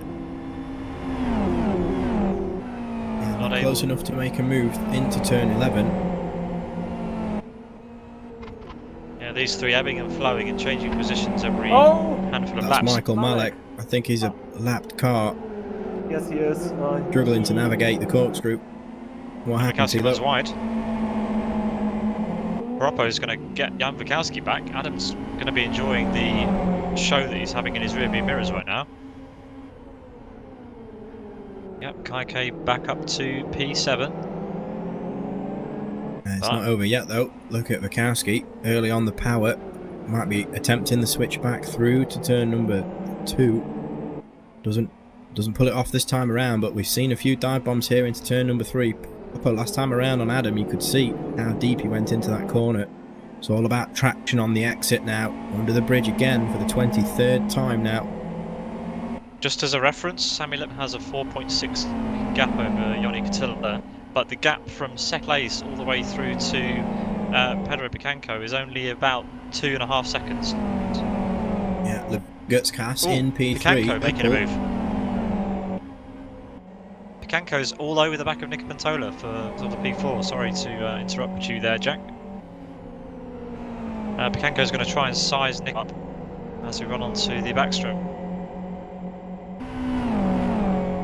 So Pedro Picanco with, well, not the cleanest turn 10, losing a bit of contact to the Finn in front of him. But Nico with a conservative turn 11 and also well, downhill corkscrew. So Picanco is close again. Probably won't be enough for the turn 1 braking zone, but we might see. Oh, late dive! So I was wrong. Nico spins. But just behind, just to cut away from this action for 1 second, Nico Pantola's made a mistake. Kaike Parapo's done exactly the same to Adam Brown. So Nico Pantola's made a mistake too into turn number 1. He's dropped back. No, he didn't. He was pushed around. Yeah, he was spun around. We're watching Kaike Parapo. He tried to do exactly the same thing to Nico Pantola, and that's hampered him because Jan Wikowski is now all over the back of him. So, yeah, not great for Nico there. So quite some turn 1 rubbing.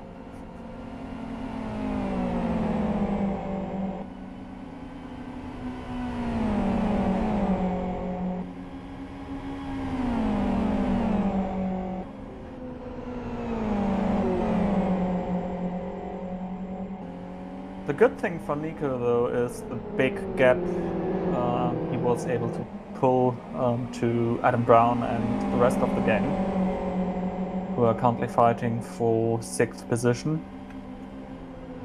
Yeah, and just to update you on the battles lower down, we've got a battle on between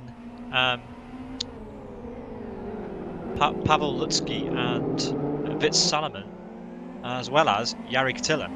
And these are all for position. This is P16 through P18. And Isaac Price, after his pit stop, is catching up to this battle. Sorry to interrupt, Lagutskas is now in the slipstream of Yoni Katia. Not enough for turn 1, but Yoni runs wide, so they might go side by side. No, they can't. Lagutskas attempting to scare Katia off the racing line. Now going into the turn 3 hairpin, no chance for Lagutskas. Katia braking on the apex there. Yeah, not last time around, but the time before, as Lagutskas was approaching Katila, he was setting the fastest lap, and he still holds the fastest lap as the man in P3, looking to get around the world-class Lions car of Yoni Katila in 2nd place. If Lagutskas is unleashed, I want to know how long it would take him to catch Sami Litmanen for the race lead, because Lagutskas is on a mission at the moment. We approach turn number 9. This is where Lagutskas needs to get the best run possible through turn number 10 and along the back straight. He's closing up to the back of Tiller at the moment. Is he going to go for a move into turn number 10? He does indeed. He pulls to the left. They're going to go through turn number 10 too wide, both leaving racing room for each other, but you can see Katila was very slow on the outside there, couldn't carry the same apex speed as Lagutskas. Doesn't choose to tuck into the slipstream, doesn't choose to fight it. Now Lagutskas has 5.3 seconds to Sami Litmanen in P1. How long is it going to take him to catch up to our race leader? Oh! Vitz Salomon standing stationary at the bottom of the chicane and now ending his race. Yeah, Vit was spun round on his own going into the chicane and ended up in the gravel trap, so that unfortunately ends his race. Lagutskas moves up to P3 past Yoni Katila. P2. Sorry, Meanwhile, P2. battle for 6th place rages on. Adam Brown has Kai K. Propo for company and Jan Mikowski again just behind the two. They're going to be side by side into turn number 1. Who's later on the brakes? It is Propo on the outside. Can he hold it around the outside? He cannot. He's going to have to re-attack potentially into turn 3 now as we're single file through turn number 2. Adam with a tighter line on the exit, able to get on the power a little bit earlier. He seems safe for now. We're watching this battle. Very close. Watching this battle on board. Jan Mikowski now. Take it away, Jack. Round turn number 4 under the 0 mileage lubricant bridge. We know drivers can't follow incredibly close through this middle sector as Kaike gets a bit of a snap through turn number 6. You can see the car again did what Adam did a few laps ago, having to apply opposite lock in order to keep the car in a straight line and prevent loss of control. Jan Mikowski very close to Propo now, and Adam a bit of fresh air, man in 6th position. All these drivers will be timing their runs onto the back straight as to not leave themselves vulnerable to the driver behind, who's going to come out on top though. Jan very fast in and nicks to the grass ever so slightly on the exit. Yeah, that will scrub all of his speed, because when you get dust on your tyres there, it just hampers your exit a little bit.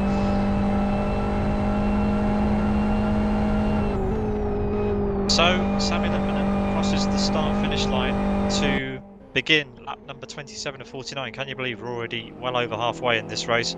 The gap has already come down to our man at the front, the Tautas Lagutskas, again with another fastest lap of 47.69.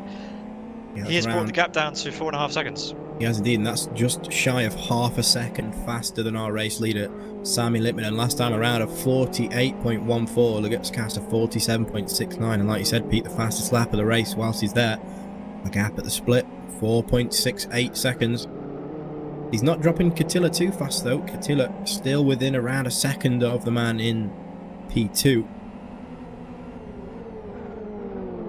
Jan Mikowski Kaike Paroppo and Adam Brown still the closest battle on track at the moment for P6. We are over half race distance, so we know we should only be seeing at least only one stop from the drivers now.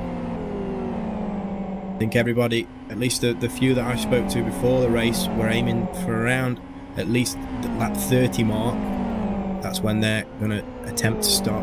Obviously, as the race goes, they can judge how much life their tyres have. So, a couple of laps until we see a few into the pits. Maybe a few will try the undercut, get a bit of a gap early on with the fresh tyres, and might gain a position just through strategy. Currently, the top 10 are still to pit in this race. Yeah, Isaac Price, who we know had that unfortunate incident in turn number 11, had to pit. I think it was around lap 17, so I think he had around 32 16. Yeah, so that's 16. 34 or 35 laps he has to do if he's to stay out now. He's up to 16th position. It's a tall order. It's a very tall order. And don't forget that he had to nurse that car back to the pits. It would have been slower, and he had to stop for longer in order to fix the damage. Kaike Paroppo into the pits. Jan Mikowski now has 1.3 seconds to Adam Brown for 6th place. I think maybe we might see a few more drivers react to that and make their pit stops too. Lugutska still in pursuit of Sami Litmanen for the race lead, the gap down to about 4.5 seconds now. Litmanen has responded. Oh, they were only 700th of a second in lap time different last time around. However, Lugutska purple last time around in sector 3 and purple this time around in sector 2, so Lugutska still on fire. The gap coming down around about a 10th every sector. It's down to 4.4 now. Race Green's Jeffin Jacob pulls into the first pit box. He was in a very, very, very close battle with Victor Veloso, but Victor Veloso already made his stop. So if we look at the pit stop times, I think Isaac stopped for around 47 seconds. Kaike Paroppo, just for tyres and fuel, 17, so Isaac's lost another 30 seconds. Definitely a tall order for him to get back up to the sharp end of the grid, but I think a top 10 is possible at least. The Williams eSport driver now finds himself in 15th position, and if he can put his car right, look after his tyres, will not have to stop. Whereas the majority of drivers ahead of him, apart from Victor Veloso, who already has stopped, will not have to. Well, even if you compare Isaac's pit stop to Victor Veloso, who was also involved in this unfortunate accident, Victor Veloso's standing time was 13 seconds faster. So you really can see that he caught the worst in this situation. While Nico Patella is now down to the pit lane. So a few of the drivers reacting, just looking at the gap that is between P1 and 2 at the moment. Sergei Markin had a big accident exiting turn 10. He's now nursing his car back to the pit lane. Currently the driver in 22nd position.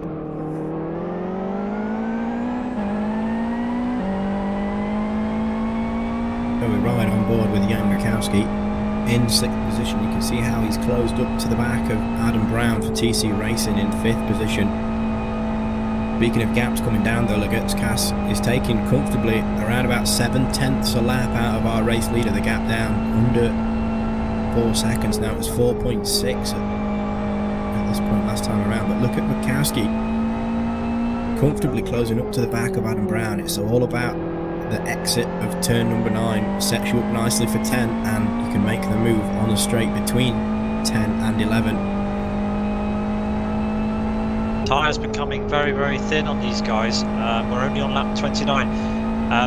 The first 29 laps of this race have been incredibly intense. I don't think I've seen a race in recent times where the action has just been this thick and fast. And that probably explains the increased tyre wear on these front runners.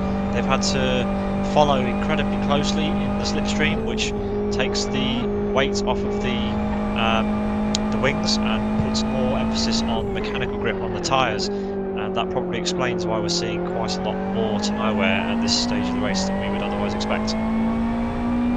Adam Brown peeling off into the pit lane.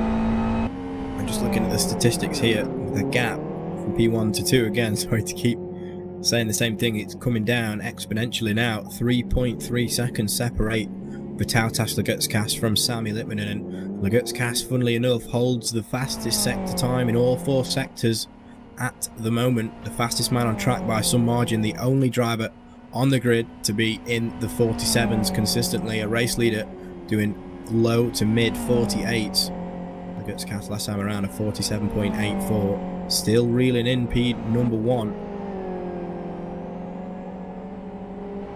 Henry Virtanen to the pits. He comes in E10. The only other car outside the top 10 who has yet to stop is World-Class Lions' Jari Katila. And that just leaves our top 5 runners: Sami Litmanen, Legutskas, Joni Katila, Pedro Picanco and Jan Bukowski, who are yet to make their pit stops.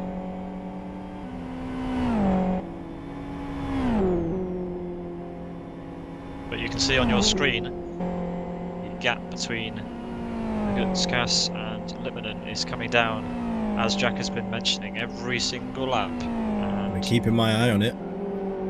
It should be under 3 seconds now. Legutskas can definitely see Sami Litmanen ahead of him. Isaac Price makes his way up to P14 past Durda. These two have stopped, so that was a battle for position as Isaac Price firmly on a recovery drive this afternoon. Pedro Picanco into the pit lane for his stop from 4th position. Yeah, so these guys coming in after 30 laps, and that just makes you think that Victor Veloso and Isaac Price, with 35 and 33 laps respectively to take those tyres to the end, I think it's going to be a tall order, gents. Yeah, Jan Bukowski in the pit lane too from P5.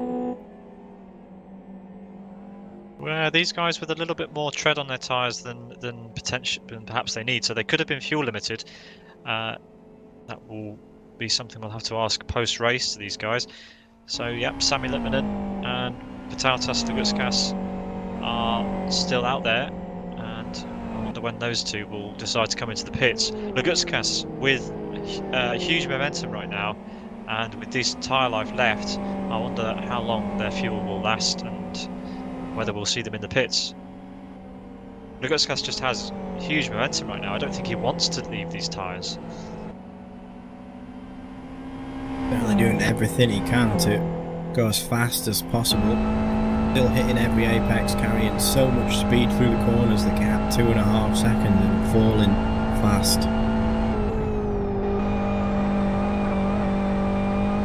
Legutskas still comfortably half a second faster than Sami Litmanen. Will Sami come into the pits this time around, or will he carry on? Looks like he's going to carry on. What will Legutskas do? He will do the same. Attila also exiting turn 13. He chooses to stay out. Wow, the gap at the line, 2.1 seconds, Jack. The last time around, at least in split 1, which is only turn 1 and 2, Legutskas comfortably 0.2 faster than Sami Litmanen in P1 this time around. Sami Litmanen, personal best, 18.35 second split 1, mirrored by Legutskas, identical split 1 times for the two drivers. And we can't forget that Joni Katila is sticking with this pair. He's just about matching Legutskas' pace. So very impressive from these three. Yeah, Katila was faster than the two drivers ahead of him, at least by a couple hundredth of a second this time around. Faster split number 2 for Sami Litmanen, out in the race lead by exactly 1/10, so now he's got a bit of fresh air. Thomas Stibarek, the lapped car, separates your race leader in P2, hopefully. Well, of course, he will move out of the way for Vitautas Legutskas when Legutskas approaches the back of Thomas Stibarek's car.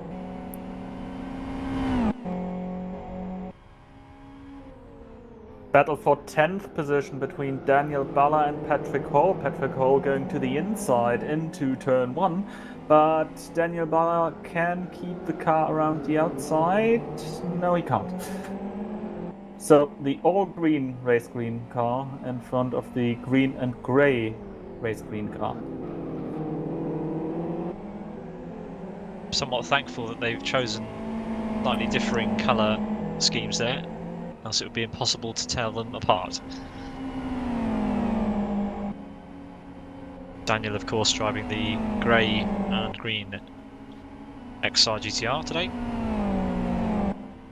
Now the top three and the man in 16th, Jari Katila, are the only drivers who are yet to stop.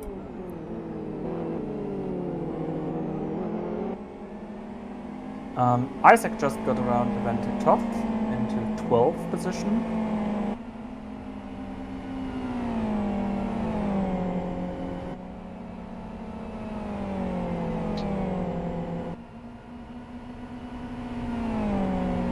But all the cars in front of him are still to pit.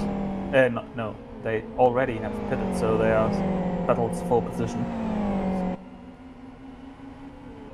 Again, and quite frankly, the top three won't stop for that long that they end up where Isaac currently is.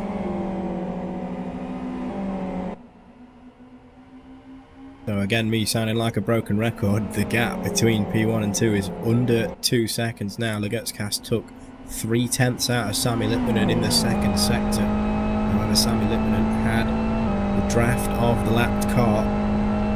Who was that? That's Jeffin Jakob in 17th position. Clawed the gap back up to just over 2 seconds.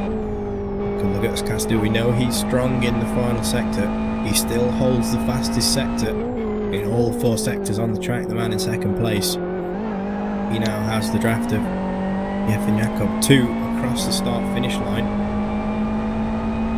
I expect the gap to be around about 2 seconds. It's even less, 1.7 now. So again, 3/10 exactly faster was Lagutskast than Sami Lipmanen in the final sector. Jari Katila's in the pits. Joni Katila is in the pits. From P number 3. Picanco, meanwhile, in P4 is rounding turn number 11. Just going through the corkscrew of turn 12 now. Joni's still stationary in the pits. Where will he come out? He is already set off. Picanco's just navigating the apex of turn 13 now. So Katila should and will be out comfortably again in 3rd position. So didn't lose anything from the pit stop after having waited so long to get some fresh rubber. The gap at the front meanwhile down to 1.6, so Lagutskast still taking chunks of time out of Sami Lipmanen. I think these guys will be in this lap, if not the next. Yeah, well, the fact still that looking good for those two. The fact that they've made it this long on tyres gives Isaac and Veloso some hope. And if these guys are carrying the speed they are so late into their stint, what can Isaac do? He's currently up in 12th position. He's got 2 seconds until he catches both of the race screen Autos machines and makes his way up to 10th.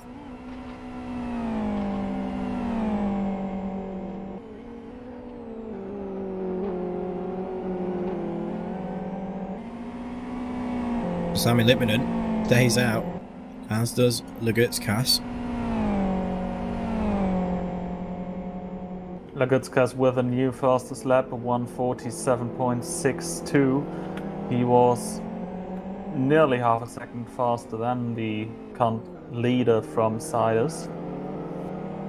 And went and set a personal and race best split 3 last time around in order to get that fastest lap, and 1.17 seconds separates him from the leader now.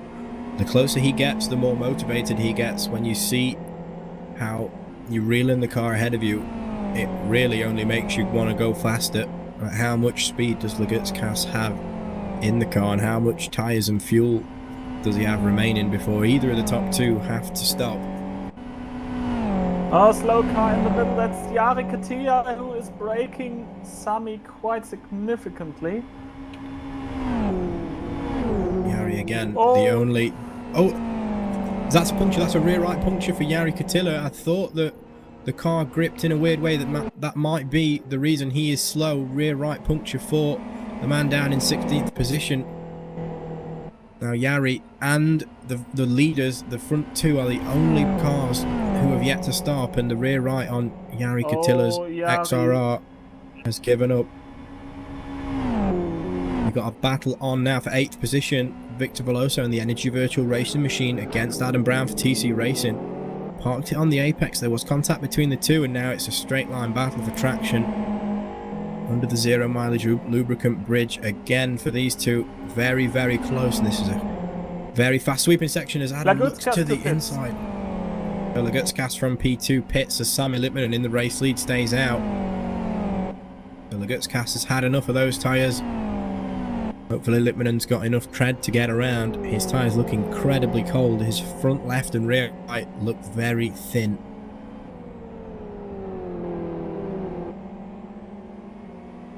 Meanwhile, I think Victor Veloso did get around Adam Brown there, and the gap has come up some. Oh, big mistake by Lagutskas. Actually, he was not really in a perfect angle in the pit line, and he caught one of the pit walls of the pit. Pit garages. That's given him rear left toe damage. It's not a lot, but it's still one of those things that can really catch you off, and not ideal for the man who was chasing down the leader. Returns to the race in P number 2, and Sami Lippmanen, the only car now who has not made a pit stop. We've got a battle on the screen, had a battle on the screen, between Patrick Hall and Isaac Price. Isaac Price moves up to P number 10. He's back inside the top 10, and that is a legit top 10 because everybody bar one car on track has made their pit stop. So as Jack predicted, Isaac back in the top 10 on lap 36 of 49. And actually the 3 cars who stopped earlier on lap 7 are all in the pit line again for their second pit stop. Michael Malek, Radek Lutsky and Sergei Markin. So an interesting 2-stop strategy that doesn't appear to have paid off. Sami Lippmanen into the pits. Your race leader commits to the pit lane for his scheduled 1 stop. Where will he come out? The gap to Lagutskas is 33 seconds, and we know he should be stopping for around about 17 seconds, and then you've got the added time of the pit limiter. Where will Sami Lippmanen come out? For Lagutskas into the corkscrew. Go ahead, Pete. Right, he's entering the final corner now. Just wanted to jump back to him. Sami Lippmanen is on the move. Sami is going to be out ahead, I think. It might be close. Nope, Sami exiting the pit lane now. So that little error by Lagutskas has cost him dearly. And it really has, because Sami's already round the first hairpin. Yeah, so Lagutskas with a 17.91 second stop. Sami Lippmanen a 17.5 second stop. So Lippmanen half a second faster pit stop. Less hindered on the exit, didn't catch anything, and the gap to Lagutskas is 4 seconds now. And then it's another 4 seconds to Joni Katila in third. So Lagutskas' mistake in the pit lane costed around 3 seconds. Eesh. It could have been also, he could have been slower getting those tyres up to temperature. However, now they are. Sami has to do the same, so we could see the gap come down before Sami Lippmanen's tyres are nice and up to temperature, and he's able to, get to where he should be in terms of pace. I'll let you know what the split 2 time is. Obviously, split 1's a bit redundant with Sami taken to the pit lane.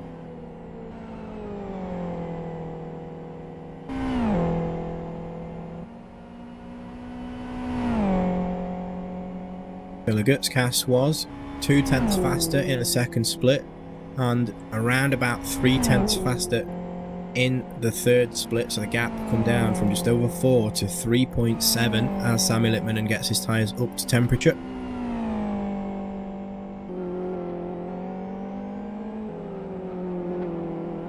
Everyone definitely spread out a bit now. Vikanko in 4th, 10 seconds behind third place. Nico Guntola in 5th, 7 seconds to Vikanko in 4th, so everyone in quite a bit of clean air. The closest cars we have on track are the race green cars in 11th and 12th, both teammates Patrick Hall and Daniel Ballot. We're definitely into this tricky stage of the race where all the cars who've just pitted are on their heat peak again. They've got rid of their nice, cool tyres that are giving them nice lap times with low fuel, and they're back onto fresh rubber. One of the cars that's currently struggling is Adam Brown down in 9th, being caught rather rapidly by a charging Isaac Price. Yeah, Just over half a second a lap, I think. Yeah, last time around, Adam Brown at 150. This time a 149.9, but Isaac's in the mid 48s and has done a personal best split 1 and a personal best split 3. But that is a personal best for Isaac, like you said, Tilo, into the 47s, while the car ahead in the 49. So over 2 seconds faster is Isaac Price in 10th over Adam Brown in 9th. The gap is 9.4 seconds between the two. If Isaac continues to take 2 seconds out of Adam each lap, we'll have a battle very, very soon.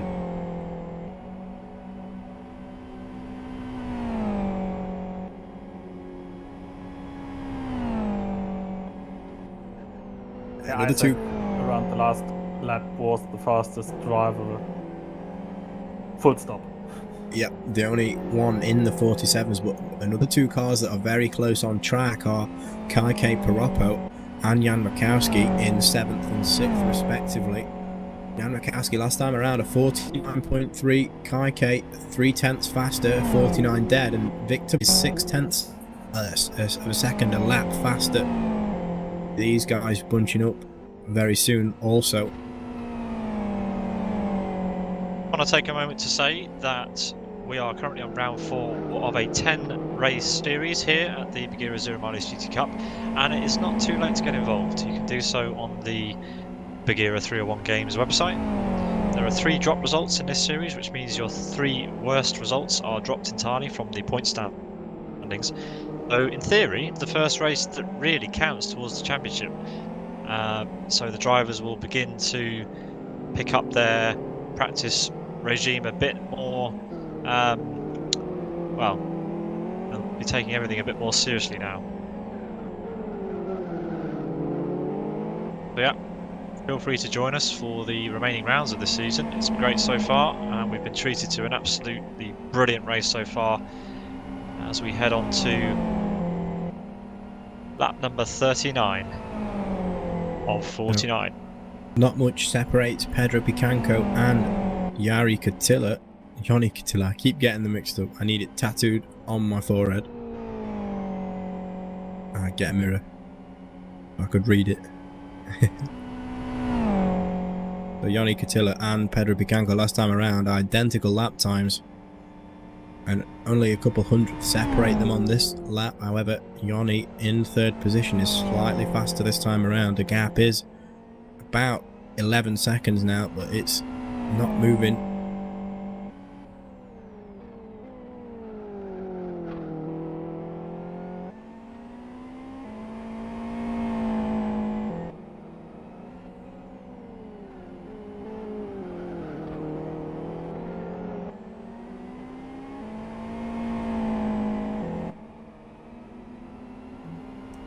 No, we like you.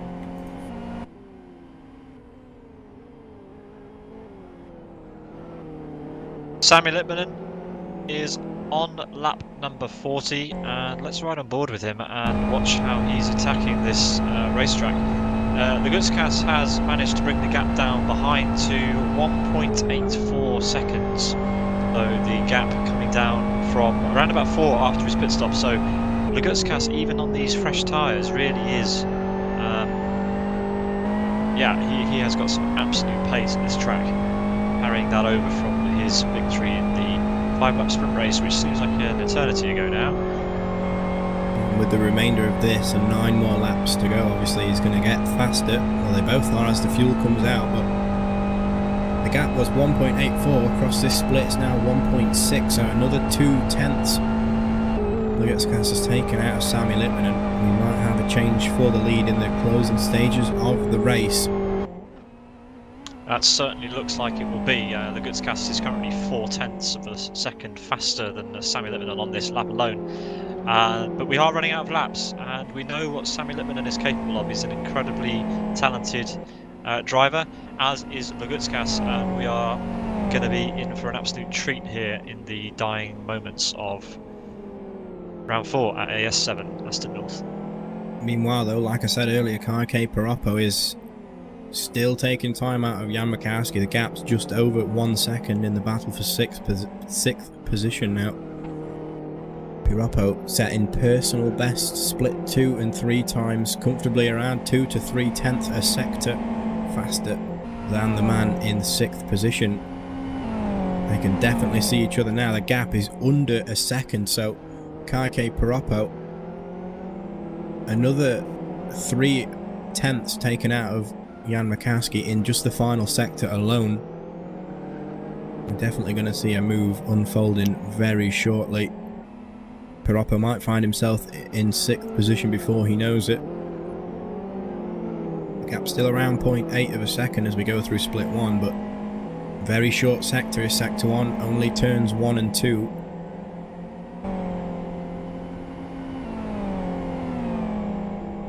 Ride on the bonnet of Kake Paroppo, and you can see the yellow rear end of Jan Makowski up ahead. The gap still 0.8 of a second.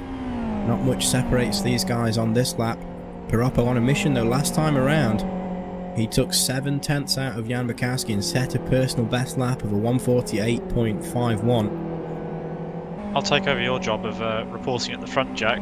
We've got a gap of 1.2 seconds now between Sami Lipmanen and Vytautas Lugutskas as we head onto the home straight for the 41st time and start lap 42.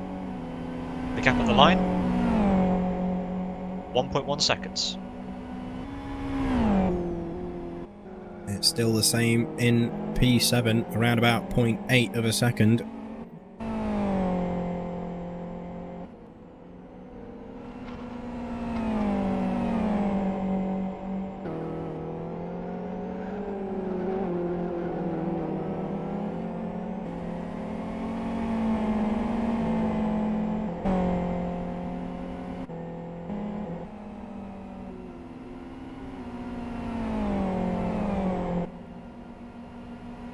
Just keeping an eye on Isaac Price, he's taking chunks out of Adam Brown's time. Isaac currently in 10th place, Adam running around in 9th.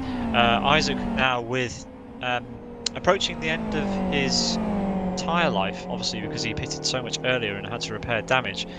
He is on tyres which will, at this stage of his stint, be a lot faster than Adam's. Adam is still at heat peak on his tyres and as a result is lapping quite a bit slower. On the last lap, Adam was around about a second slower than Isaac, so we will stay with him as we head round on lap 42 and see whether Isaac can get past him.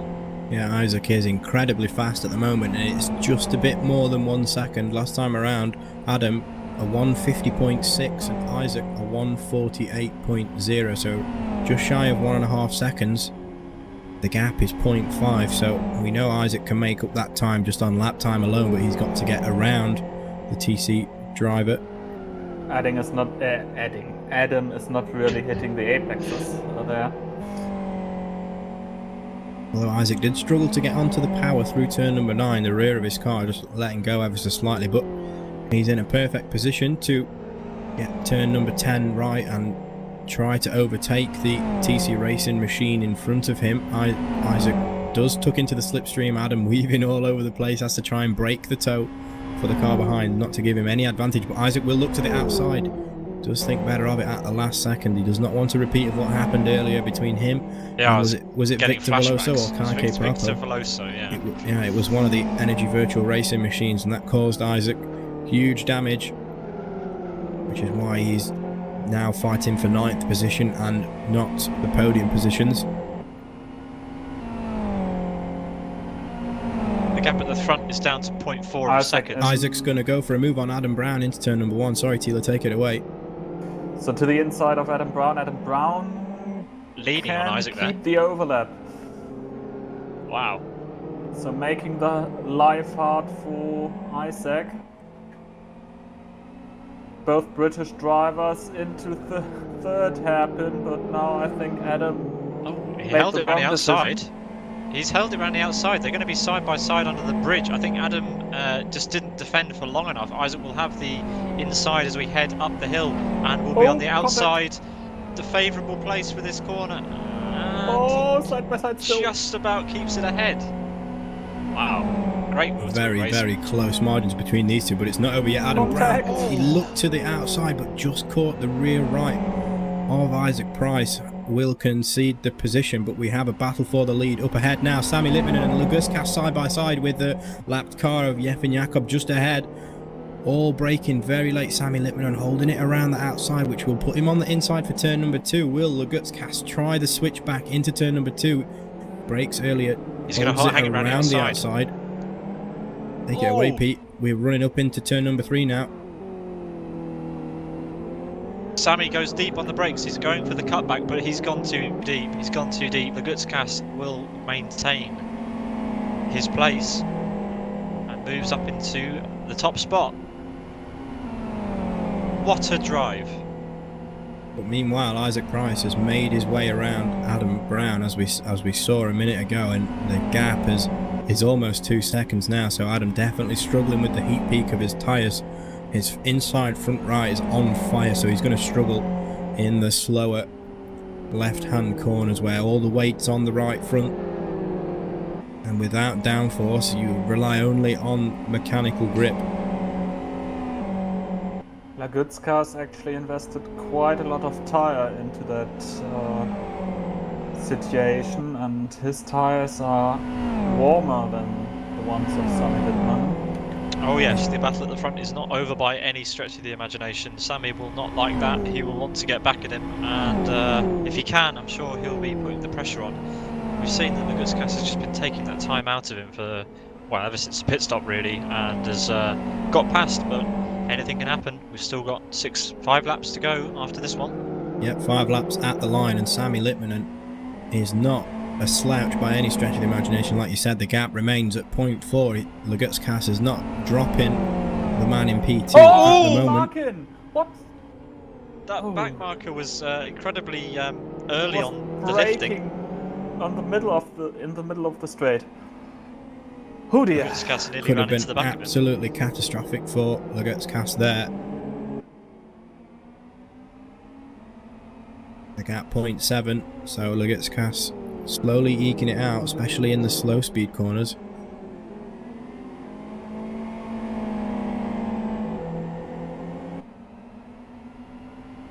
So let's run down the order real quickly as we head into the final stages of the race. Luguskas, as we've seen, has taken over the lead. Sami Lippinen currently runs second. Joni Cotillo with a relatively quiet second half of the race in P3. Similarly, Pedro Picanco for Road Appraiser in P4. Nick Pantola, after his little bit of ding-dong at turn number 1, finds himself down in P5 with Jan Bukowski right behind him in P6. That battle's not over. We'll have to keep an eye on that as we approach the end of the race. Kaike Piroppo and Victor Veloso for Energy Virtual Racing. Pretty close together as well in 7th and 8th. Isaac Price, as we mentioned, has made it up to P9. Firmly inside the top 10 now as Adam Brown on struggling tyres rounds the 3rd hairpin under the Buggyra bridge. And that rounds out our top 10. And our leader from Lithuania, it was his second victory of the season in the sprint race, and now he's on his way to get the first win in the endurance races. So far his best position there was a 2nd place last round at Kyoto, and it's going to be interesting to see. He's currently 4th in the championship standings. Thanks for that insight, Tilo. Those, of course, statistics about our current race leader, Vitalijs Luguskas, driving for Last Lap Motorsports, a team that's been around in LFS for a good number of years, and Vitalijs has been a member of that for as long as I can remember.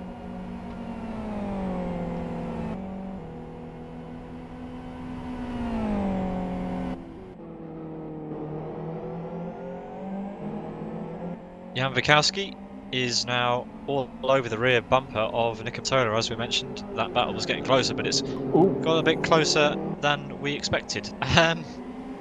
They exit the third corner and head up through the sweeps. Jan Bukowski not quite able to get under Nico's rear wing for this section. Probably better for his tyres, but we'll see if he can mount a charge as we head into the back straight section on lap 46. This and 3 laps remaining.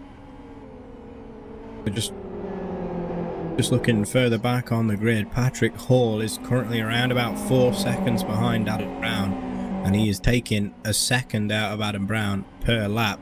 So if he can keep this pace up, they will be very, very close come the end of the race, and we could see a last lap move for 10th position for the race green Esport driver if Patrick Hall can keep this pace up. The gap already down to 3.9. Sorry to interrupt, but we have Jan Bukowski now to the outside of Nico Pontola. Nico! Wow! Losing all the grip. And there comes Piroppo out of nowhere. Piroppo out of nowhere goes past Nico Pontola as well. So Nico losing all sorts of, with all sorts of trouble on his tyres into the fast right-hander at the end of the back straight, losing 2 places there. I don't think he even expected to see Kaike Piroppo there. That was brilliant. So yeah, Jan Bukowski up to P5. Expected Kaike there. No one ever expects the Kaike Piroppo. Yeah, probably. Probably a bit unfair, but yeah. He's keep his pace up though. He might pass Jan. Yeah, he's definitely got momentum on his side, as I say, as Isaac Price from lowly P9 sets the fastest race lap of 1:47.51 in these late stages. So Isaac Price definitely clearly with the pace, but not able to make the best use of it, unfortunately, in this race today after his early incident. Isaac's tyres can't be too bad though, because he has taken the purple split in Sector 1 and takes it again in Sector 2, so he's taking away Legertskasse's fastest sectors as well as the fastest lap for good measure. Isaac again purple in Sector 1 and number 2. He's going to improve once again. Isaac has 10 seconds to the car ahead, so unless he's significantly faster or something happens to Victor Veloso in 8th position just ahead of Isaac, he will remain in 9th position. However, he is absolutely flying. Nico Pontola had a pretty good run, but not enough to get round Kaike Piroppo. Sorry, over to you, Tila. Just wanted to say the same. Oh, Nico! Oh, Nico! Has to completely cut the chicane. I'm amazed he didn't lose more time there. But yeah, loses a bit of time.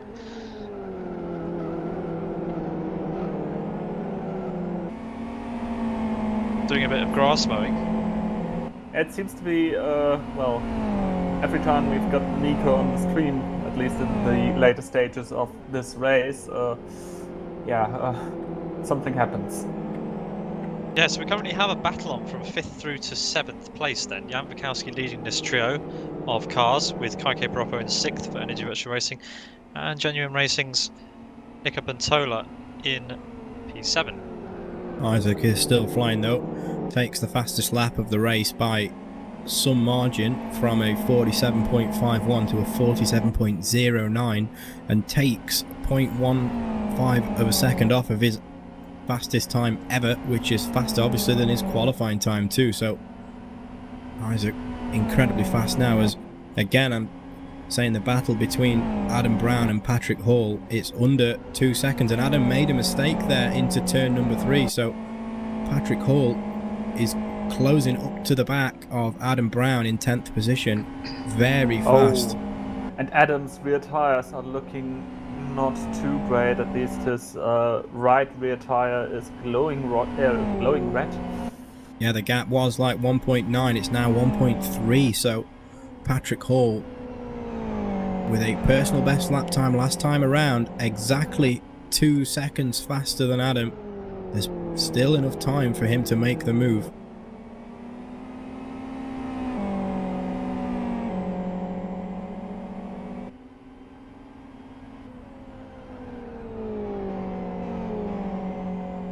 just wanted to say that the gap between Isaac Price and Victor Veloso is 9 seconds, so unfortunately it seems like it's a little bit too late for this pace from Isaac, but impressive nonetheless.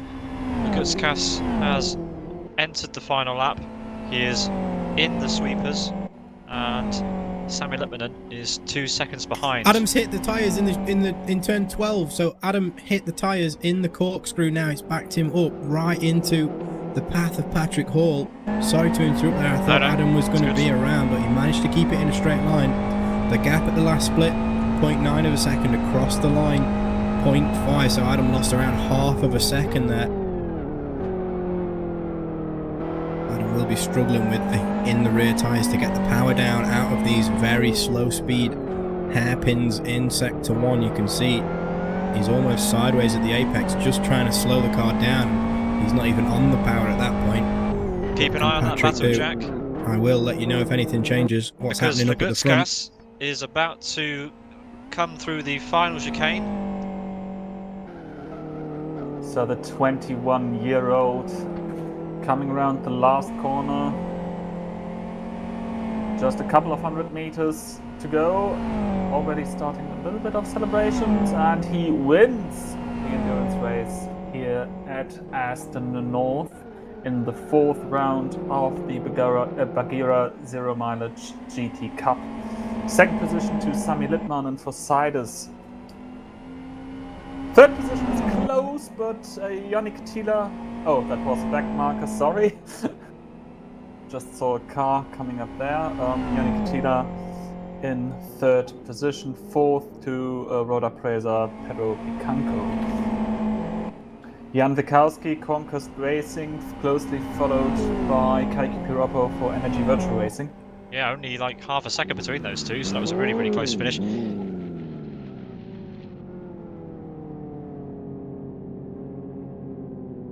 Isaac Price crossing the line in 9th position, just before him Victor Veloso, Nico Pintola and Kaiki Piroppo. It's a drag to the finish between Adam Brown. Sorry to interrupt. Look at these two across the line. Adam made a mistake into the last corner. Just gives up at the very last second. Patrick Hall claims 10th place from Adam Brown. 0.24 of a second separated them at the line. Adam looked like he had that in the bag, but just could not get the power down out of turn number 13. And from around about a second back, Patrick Hall took advantage of that and robbed Adam of 10th place. A great move there on the last corner. That's what we like to see. Absolutely fantastic move. So that was 11th position for Adam Brown. 12th goes to Daniel Balla for Race Green Autosports. Levente Toth in 13th.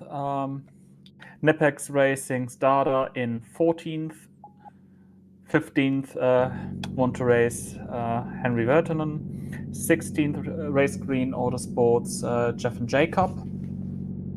17th Thomas Dibrek. 18th World Class Lines Jare Katida. Then it's the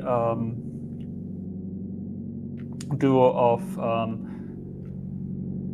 Radek and Pavel Litsky for the... Oh dear, I forgot the team name. Viaduct Czech. Viaduct, yeah. Viaduct Czech Racing Team.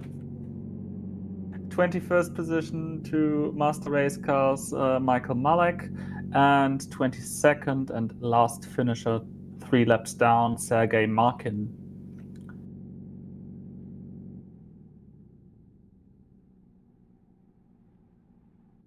Thank you for that, Thilo. Isaac Price takes home fastest lap honour down in P9, but with stunning light. Sorry, go on. Yeah, he also set the fastest split times in all 4 sectors, so took them off Vitatas Lugutskas, who held them for the majority of the race. Isaac took the last 2 splits that he needed on lap 47 and the last split on lap 49, so right in the dying moments claimed the fastest lap and all 4 fastest sectors, so incredible pace. Really, really impressive.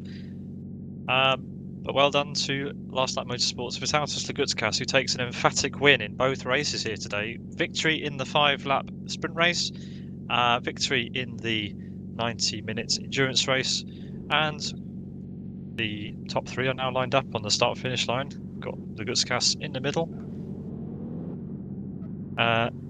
Sami Lipmanen on the left, and Joni Katila on the right. Congratulations to those 3.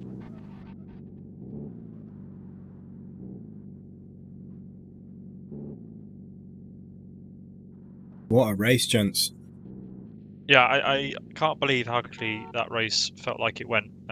We saw wall-to-wall action throughout the entire race. The guys have put on an absolutely amazing show today. I think this goes down as my personal favourite, most enjoyable race of the Buggyra Zero Mileage GT Cup so far.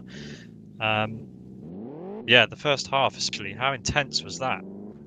Well, we had battling up and down the field really for, I'd say 2/3 of the race. There was only a few laps where not much was happening. Plenty of battles, plenty of clean racing, a few accidents that we saw. But definitely respectful nonetheless. So congratulations to Vytautas Lagutskas, who takes the race win by 2.2 seconds from Sami Lipmanen in second place, and Joni Katila on the last step of the podium. Well done to them.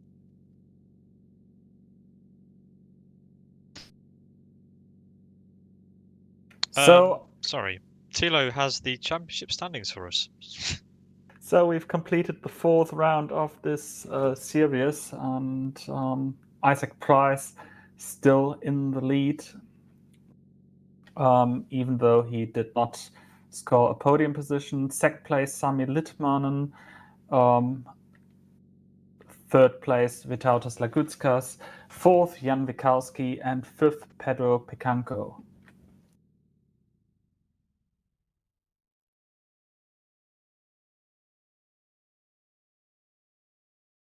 Joining us right now, we have Isaac Price in the commentary box. Hi, Isaac. Hello. Where do we start with this race? Maybe you can let us know. We'll start with the sprint race. I know you said you didn't have much time to practice when I spoke to you just after qualifying. How was qualifying for you? I mean, qualifying went quite well, to be honest. I've been preparing for the virtual Le Mans 24-hour on R Factor 2. So I was doing a test race earlier today. So I literally wasn't even sure if I was going to race until like midnight last night. So yeah, I haven't really done any preparation. But I mean, the pace was still pretty good. But yeah, the mistakes were clear to see.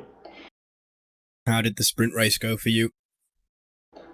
Yeah, I mean, I think the sprint race went quite well because Yoni sent me his setup, so I didn't really want to take points away from him because he sent me his setup. So I kind of agreed that if we were kind of in a racing situation, I'd let him get the advantage because if I had no setup, I'd be much slower. So yeah, so I mean, that kind of determined my race a little bit, but I was really happy with the P4. Because going into my last run in quali, I was like P8, P9. So yeah, it was a good kind of save from that point of view.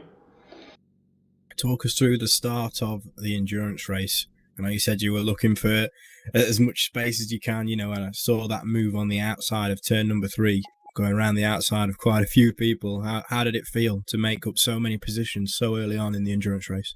Yeah, I mean, I was really happy with how the race was going. I mean, I was taking a bit more risk than normal with the overtaking maneuvers, but they weren't like too risky or anything like that. It was just, when you do moves like that, sometimes it doesn't work and you lose positions, but they were all kind of working and coming off. So yeah, I mean, the overtake on the first lap was really good.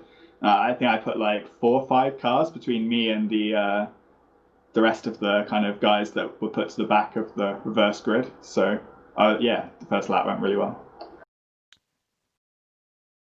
After the first lap, you were on quite a charge of the people who, as you said, qualified. After the reverse grid started lower down. You made the best start, best getaway, but then it all kind of came undone a little bit. It falls to me to ask the bad questions. What did you make of your incident with Victor Veloso at the entry to the downhill corkscrew that kind of ruined your race? Yeah, well, I think it's one of those ones that, because I haven't done as much practice, I hadn't really had that experience of going on the outside there with another car on my inside. Because we did the GT2 race last week, but the FZR isn't particularly good in that sector, so I didn't ever get a run on anyone there to be in that position. So I had no experience of what it's like on the outside. And yeah, I tried to leave him a lot of space on the entry, but then on the exit, I had no room because I'd taken such a bad line through the corner. And to be honest, I should have cut across the grass and just given him the position back. But I was conscious of the fact that I had Sammy not too far behind, and I didn't really feel at that stage of the race that I had the pace. So I didn't want to lose time if I could help it. So yeah, it kind of showed there that I kind of tried to hold it on a move that wasn't really on.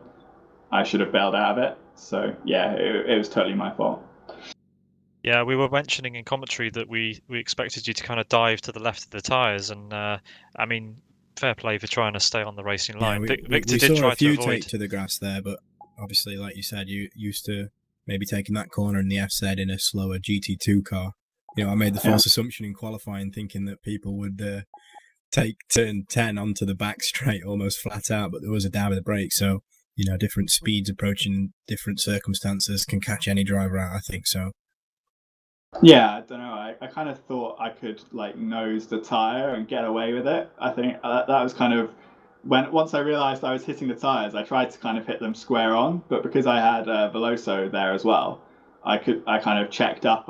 I think it was the contact with him that put me in the wall, but obviously you can't really do anything about it when you've got a car crashing right in front of you. So yeah, it was totally my fault. He did try to avoid it, and yeah, he ended up kind of crashing into the right side of your car, which gave him a bit of damage, but I think impacted you more just gave you a little bit more damage because obviously you had the wall on your right as well. It was the wall contact that broke my car, I think. But Yeah. I had quite bad damage on both sides. But yeah, it was the wall that really did it, I think. Yeah, and the unfortunate extra 30 seconds that extra in the pit stop. I think Tilo has some good news for you though. Yeah, because after all, you're still in the lead of the championship, and still have well 3 drop rounds for the endurance and the sprint races. Does it comfort you that you're still in the lead, or how does it affect the last 6 rounds of the season for you? I mean, you know, it's always disappointing not to get a good result or whatever, especially when the pace was there in the feature race to win the race, really. I mean, I didn't really think I did at the time when I had the accident, but if you look at the pace I was able to do at the end of my stint, I think if I wouldn't have made any mistakes, I would have probably have been able to win. So obviously it's disappointing from that point of view. But I mean, my thinking in doing the race was that if I don't race, it's definitely a drop. And if I race, then maybe it's not a drop. So yeah, I don't really feel like I've lost anything. Because obviously I've been preparing for another race. So yeah, for me, it's kind of points gained just in case I need them at some point. But yeah, I mean, if I have a normal race, I wouldn't expect to do worse than this at any point. So it's only if I have to miss races or whatever later on in the season. Well, commiserations, but congratulations to not only like bounce back from the incident, but get a comfortable top 10 finish. And thanks again for joining us in the commentary box like you do every round. If it's not Buggyra, it's GT2 Challenge, yours. Come and talk to us, and we appreciate that. So best of luck moving forward. Yeah, no worries. And congratulations to Lagukas and Litmanen and Katia. Did a good race. So yeah, I was watching that battle unfold while I was driving through the field. So yeah, this must have been a good race. It certainly was. We honestly, the first half of this race, we didn't stop for air, and the second half was equally good after everybody made their stops. Everybody set in purple sectors. I went purple myself, just trying to breathe. Anyway, thank you very much, Isaac. Well done, and yeah, see you next time. Before you go, actually, we have the next round is quite a way away. Actually, it's the 5th of July. We are at Rockingham ISSC Long. Do you have S3 in Liver Speed? I don't have S3 at the moment, but I'm sure I'll pick it up. I mean, LFS has been really good value for money, so even it's worth giving the extra money to Scowen and his team just for that, even if I wouldn't be racing. So yeah, I'll pick up S3 and give Rockingham a go. But yeah, I've never driven it before, so I have no idea what to expect really. It's Well, nice and fun, yeah. but avoid the sausage curbs because if they're big at Blackwood, they're even bigger at Rockingham. So might Yeah. see a couple of drivers on 2 wheels at least in the XRR at Rockingham next time around for round. Is it 7 of Buggyra? 5. Round 5. 5. We're on 4. I thought we were on 6, but that's just me. No, we're on round 5. Yeah. Next week. Sorry, next month. Yeah. So the track choice for that one is ISSC Long. It does have the chicane on, but it has the elongated middle sector. I would ask you how you feel about it, but you don't have the content yet, so I assume you haven't driven it. Yeah, Unless you've driven it in real life. Yeah, I haven't driven it, but yeah, obviously after this bad result, I want to try and get back to winning ways as quickly as I can. Cause I probably won't have done any LFS racing between now and then because I'll miss the last round of NDR, and yeah, I'm not sure if there's any other league racing between then and now, and yeah, between now and then. So yeah, I'll just see, try my best. There's a few other things going on, but yeah, we'll stick to the script for now. The next race for Buggyra, the Buggyra Zero Mileage GT Cup, will indeed take place at Rockingham International Super Sports Car Long, yet again in the XR GTR. That's on Sunday, the 5th of July, here on the Buggyra 301 Games Twitch channel. We hope to see you there, Isaac. It'll be a bit of a level playing field for you, new content. Yeah, thank you guys. Cheers. That was Isaac Price there for Williams Esports. Not the best day for him, gents, but a good recovery drive nonetheless. Definitely, he showed he had pace throughout, and towards the end, taking the fastest lap and fastest in all 4 sectors would have been a completely different race if he had not had that incident in turn 11 and 12. But we live and learn and bounce back from this. As we said, we've got a few drop rounds for the drivers to take advantage of if they don't get a good result or they're unable to attend all of the races on the calendar. But I'm sure we'll have a good race on our hands next time around. So, yeah, look forward to that. Tilo, any final words from you to summarise what has been an absolutely fantastic race at round 4? Well, it was an absolute fantastic race. I don't know what to add to that. We didn't really have much time talking about anything else but the race throughout the race, so which is always a good sign. And we've seen really respectful racing, clean racing throughout the grid. I mean, the dirtiest thing were a little bit of rubbing, but yeah, it stayed clean throughout. And I guess it's going to be really interesting going to Rockingham now with that interesting tight infield. It's going to be different. Yeah, Rockingham is a very different class of circuit to Aston. It's not fast and flowing, it's tight and twisty. The only exception being the short oval run. It's a very, very, very short lap, but it is great fun in the XR GTR. And it's the only real track currently existing in Live for Speed. Unfortunately, it has been decommissioned as a racetrack, but I've been there myself, and so has Jack actually. And yeah, we went together. It's exactly the same. You know how to say laser scanned accuracy. That I mean, obviously, it's definitely perfect. So yeah, we hope you can join us then. Thank you for joining me, Jack and Tilo, once again. You've been watching round 4 of 10 of the Buggyra Zero Mileage GT Cup. I'd like to say a big thank you to Buggyra for hosting this championship alongside the technical partner 301.cz, and a quick shout out to Robert Kotlaba, the race director, and Yaroslav Shevchik, who's been our stream director today. Other key partners for the Buggyra Zero Mileage GT Cup include Excalibur Army, Slovak Training Academy, Eldis, VAG Logistics Services, K-Tech, New Trend, A-Track, GC System, and Yordak. We hope we will see you next time on Sunday the 5th of July for round number 5. It's been a great evening.